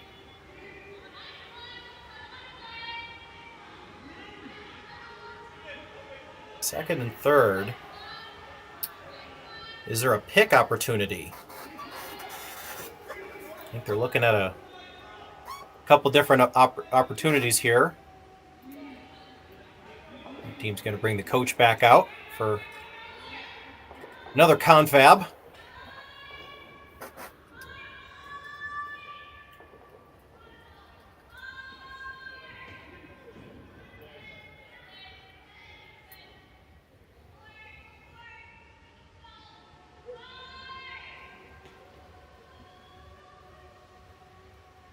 Team Plett needs 2 to tie.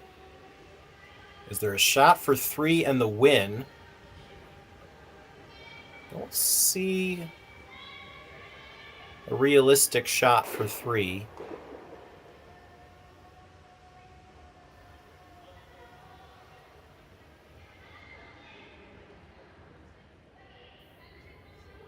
Few different options here. I think there might be an opportunity to... You could pick the red. If she can throw and get a piece of that red, looks like there's just a sliver, and she might see it from the hack. Pretty good. That'd be worth 2 points. If there's any possibility to throw quieter weight and hit and stick, and she could get the 3 out of it, that might be her best chance.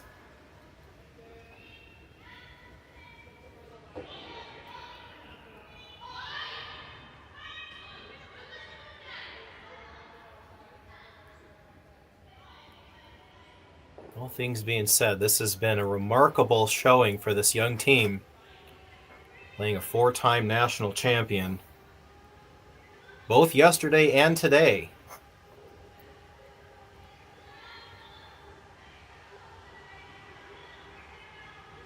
I think she's going to try to thread the needle here. She's going to need to be close to the yellow, close to the red.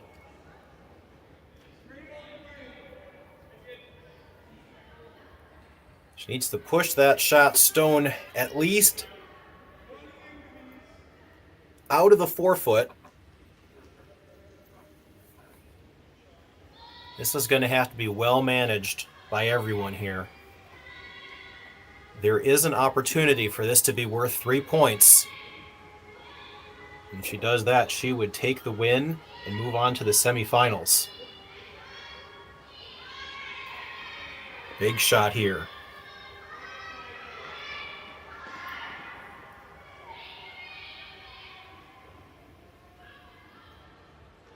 Last rock from Myla Plett here in the 8th. Needs to thread the needle. Nothing yet from the sweepers. There they go. Are they past the yellow? Yes. Are they past the red? Yes. They make contact. And they got it. They got the 2 points. And that'll be enough to force an extra end. We'll be right back after this break.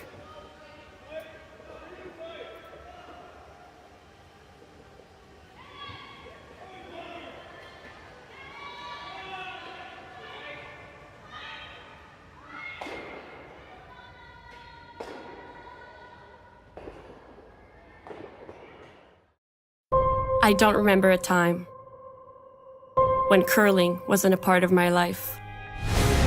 When I wasn't putting in the sweat and hard work to be the best that I can be. Clocking in the time, the effort to practice day in, day out. Curling is more than just a game. It's a family, a community. And when it's time to play, I know I'll be ready. Hardline, supporting hundreds of our next generation athletes.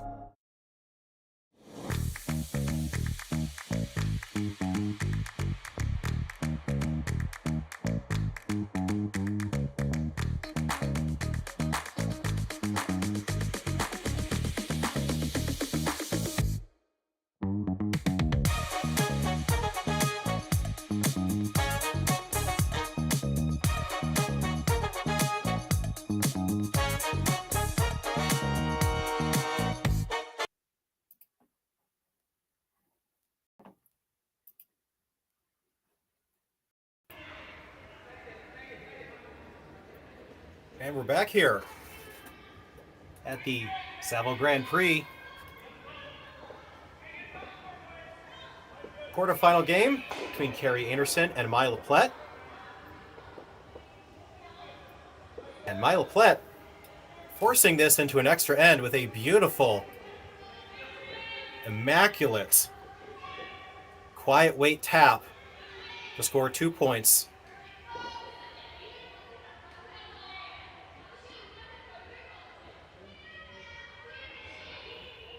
Now with Einarson taking last rock into the extra end. She's going to want to make this as simple as possible. Center guard goes up. Kristen Karwacki draws around.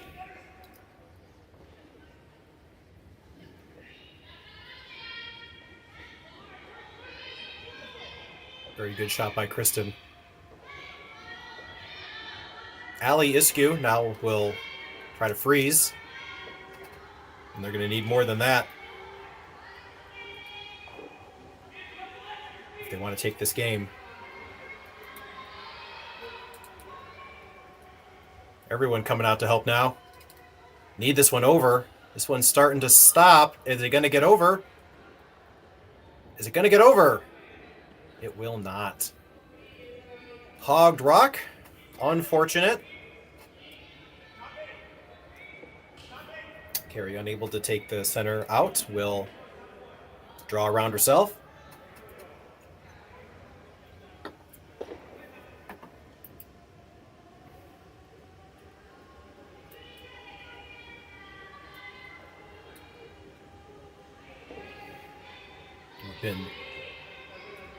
We've been blessed with a really good game here by both teams. I don't expect anything less for this to go to an extra end.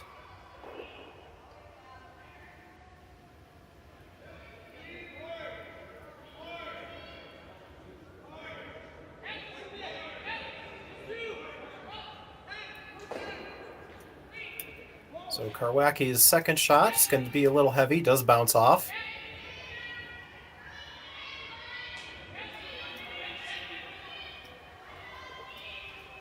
But now Chloe Fadouk is going to try to throw that one guard that was hogged earlier. Needs this one high up, doesn't want it too deep. It's a very difficult shot to throw. Got to be precise here. Sweepers are not touching it.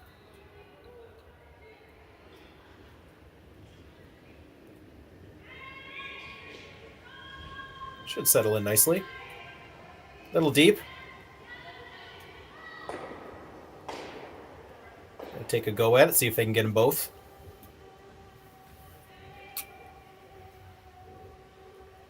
Double peel here would certainly improve the winning percentage for Team Einarson and move on to the semifinal.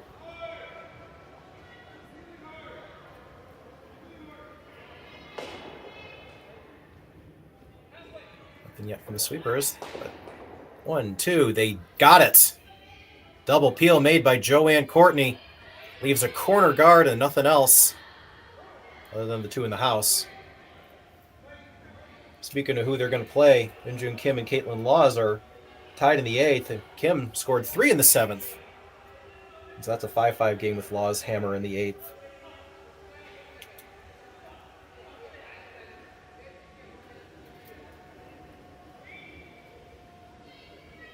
So at this point, Myla Plett just needs to stay cool, calm, collected. Place these guards. The guards will then be ripped.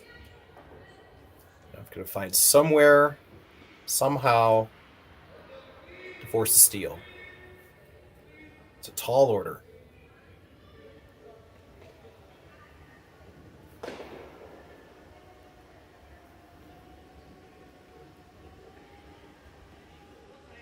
Might even consider throwing a guard on the other side, where makes it difficult to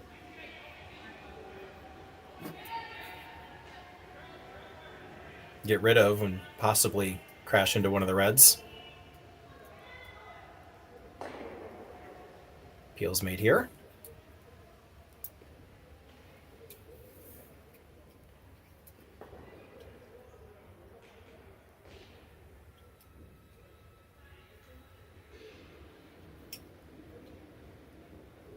As I mentioned before, these two teams have played twice before, both this season, and Plett winning both games 5-3. So while this will not be a 5-3 victory,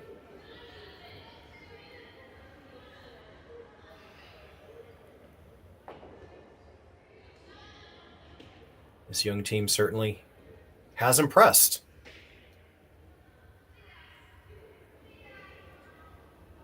Chances for victory a little bit more difficult this time as they continue to throw guards out there. Gonna need a miss somehow.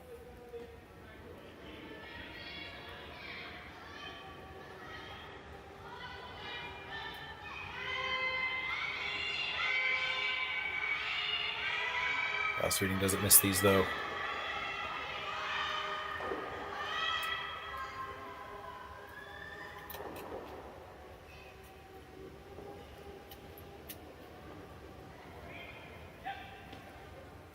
So we're down to 6 rocks, 3 each.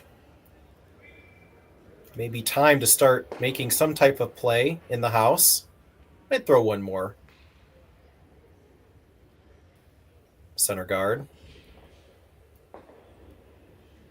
May want to put this in a different spot, potentially. Lissanetowin's last rock.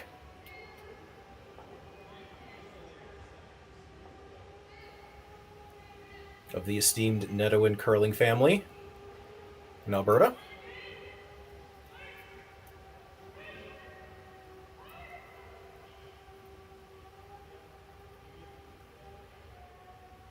And that settles in right where many of other lane.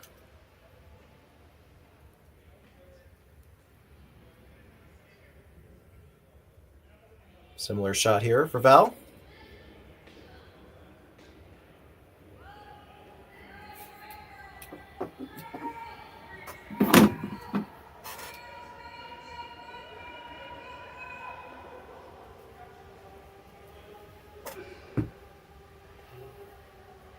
And that one is, it did the job, didn't remove the rock, but it's still far out of play.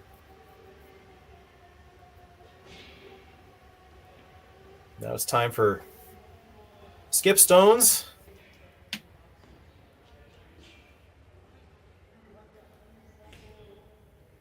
Not a lot of room to curl around any of that. Your options are limited and you are desperate for something. Not sure what the call is here. She's calling for another guard.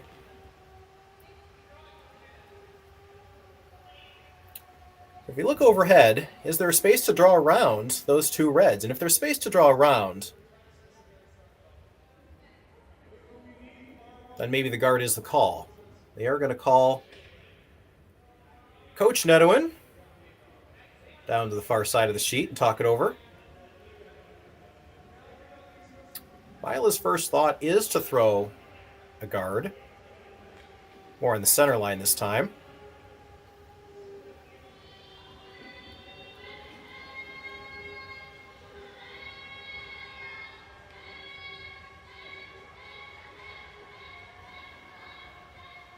Drawing around is going to be very difficult because you're going to have to be back 4, full 4. How do you get around it? It's Kristen's first rock that's just mostly in the 4. I think that's making that shot really difficult. You almost may want to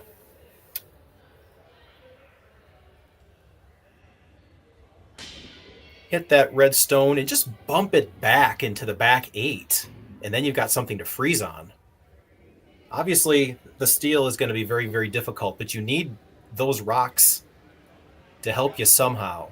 They're just not in a very good spot for you to draw around. And you could draw around, be half covered, back button, back 4. That may be what Myla's thinking. Looks like a call here is to freeze into the pocket.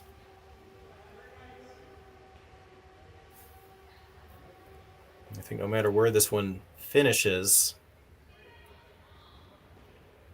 Kerri's main objective is going to try to make it disappear no matter where it is.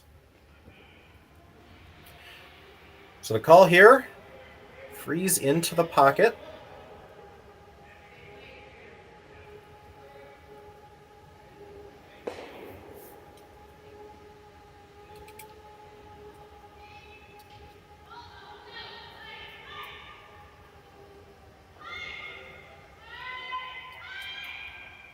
Here's Myla Plett's first, needing a steal, needing to set up a steal here with her first of 2 stones.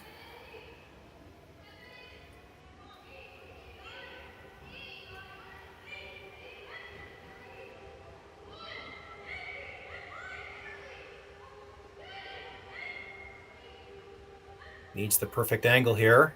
Looks like it's going to bump a little bit.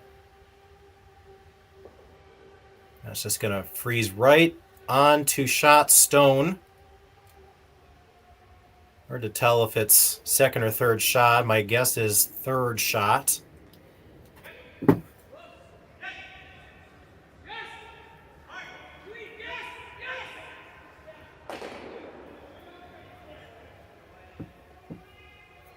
Pretty well frozen there. Going to be really difficult to remove.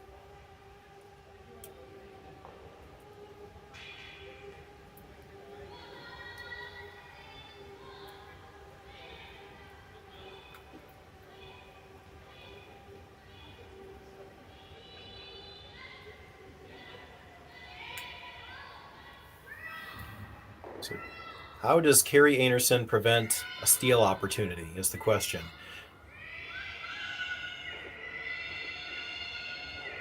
So Joanne, looks like she signaled you could unlock the yellow, move your red back a foot or so.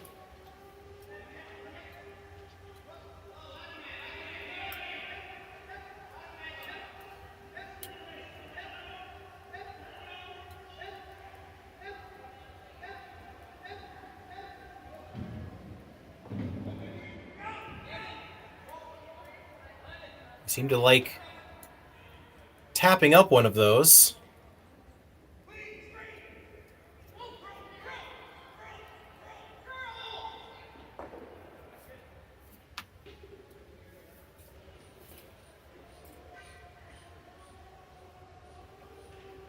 Still a really good situation for Team Einarson.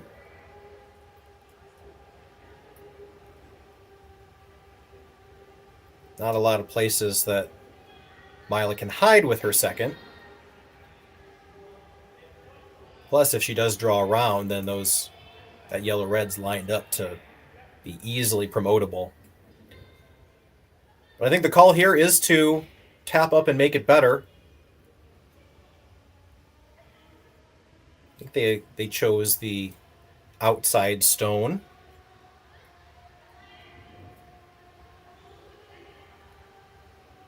Here's Kerri's first.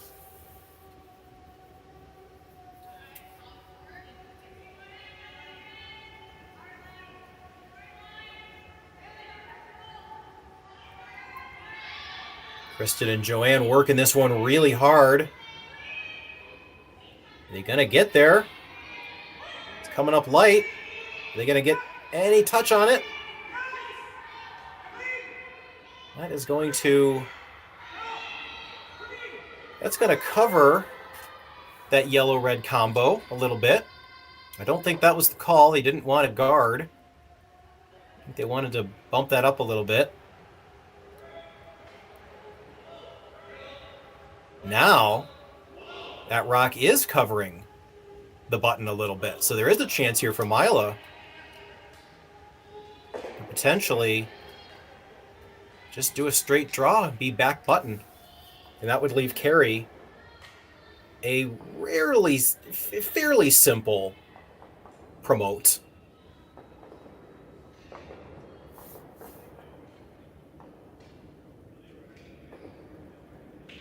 Now, they already called their coach out once.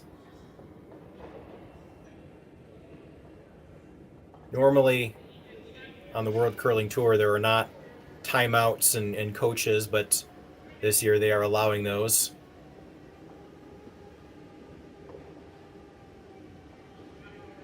Einarson's team does not travel with a coach.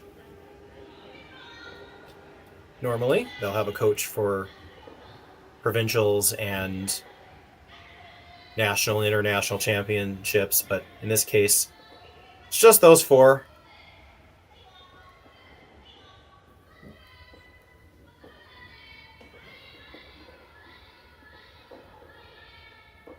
These games are not timed. as we are approaching nearly 3 hours for this extra end game. A lot of deliberation, especially in the 8th end, and especially this extra end here.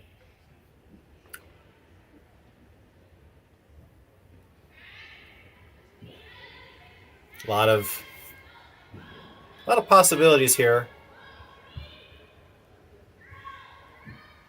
They're looking at maybe some type of... It's hard to tell if they're talking about what they could do or what Kerri could do. They're still out there discussing it.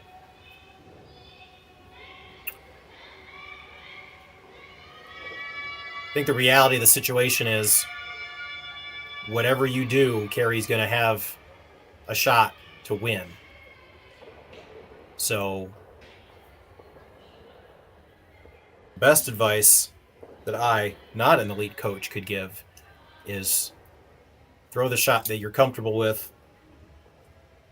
put it in the best spot you can, and we'll see what happens. I don't know if they can play off their yellow, as I don't think they'd get shot out of it, but they'd have to also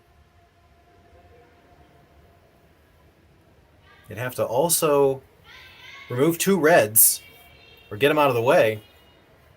So I think what they're going with is they're going for a sort of similar double that Plett threw earlier in this game. Catch a piece of the yellow, roll, hit the red, push them all back,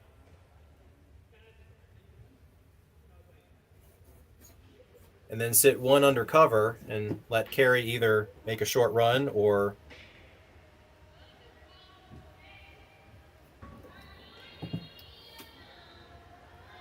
draw for the win. And they're coming back and talking it again.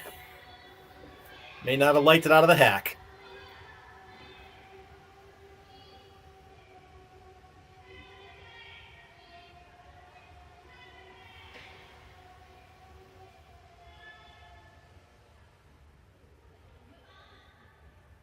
Yeah, this is when a young skip's brain can start to go in overdrive. You start to think about all the possibilities, and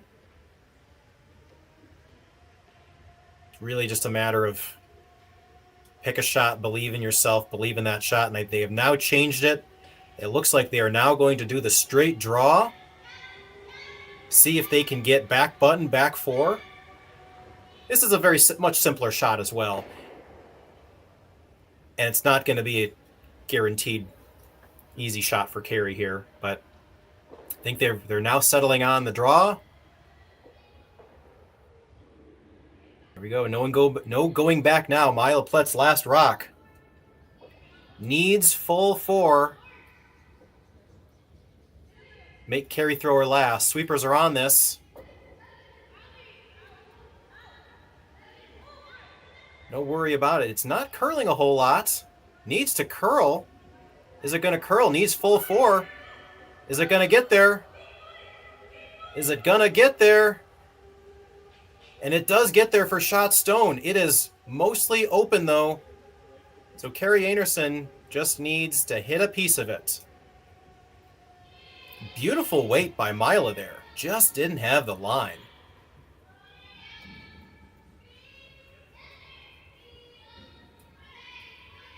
So she does make Kerri throw her last. And they've got to be... Team Plett has to be very, very happy with the result, no matter what happens here.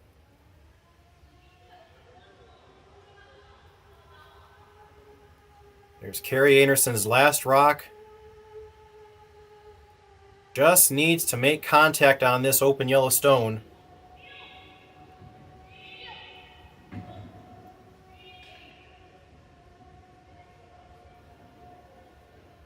And this looks pretty good. Brooms up. Nice shot, Kerri. And that one goes away. And that's going to be either 1 or 2 on the board for Kerri Einarson. But regardless of how many it is a victory over Myla Plett and this young U21 team. Their first ever victory against Myla Plett in 3 chances. So Kerri Einarson will move on to play Caitlin Laws in the semifinal starting in just about an hour. We thank you so much for watching this game. My name is Matt Sussman. Thank you to James, working the cameras and scores. And it is a final 7-5. Thank you so much for watching here on Curling Stadium. I don't remember a time when curling wasn't a part of my life. When I wasn't putting in the sweat and hard work to be the best that I can be. Clocking in the time, the effort to practice day in, day out. Curling is more than just a game. It's a family, a community. And when it's time to play, I know I'll be ready. Hardline, supporting hundreds of our next generation athletes.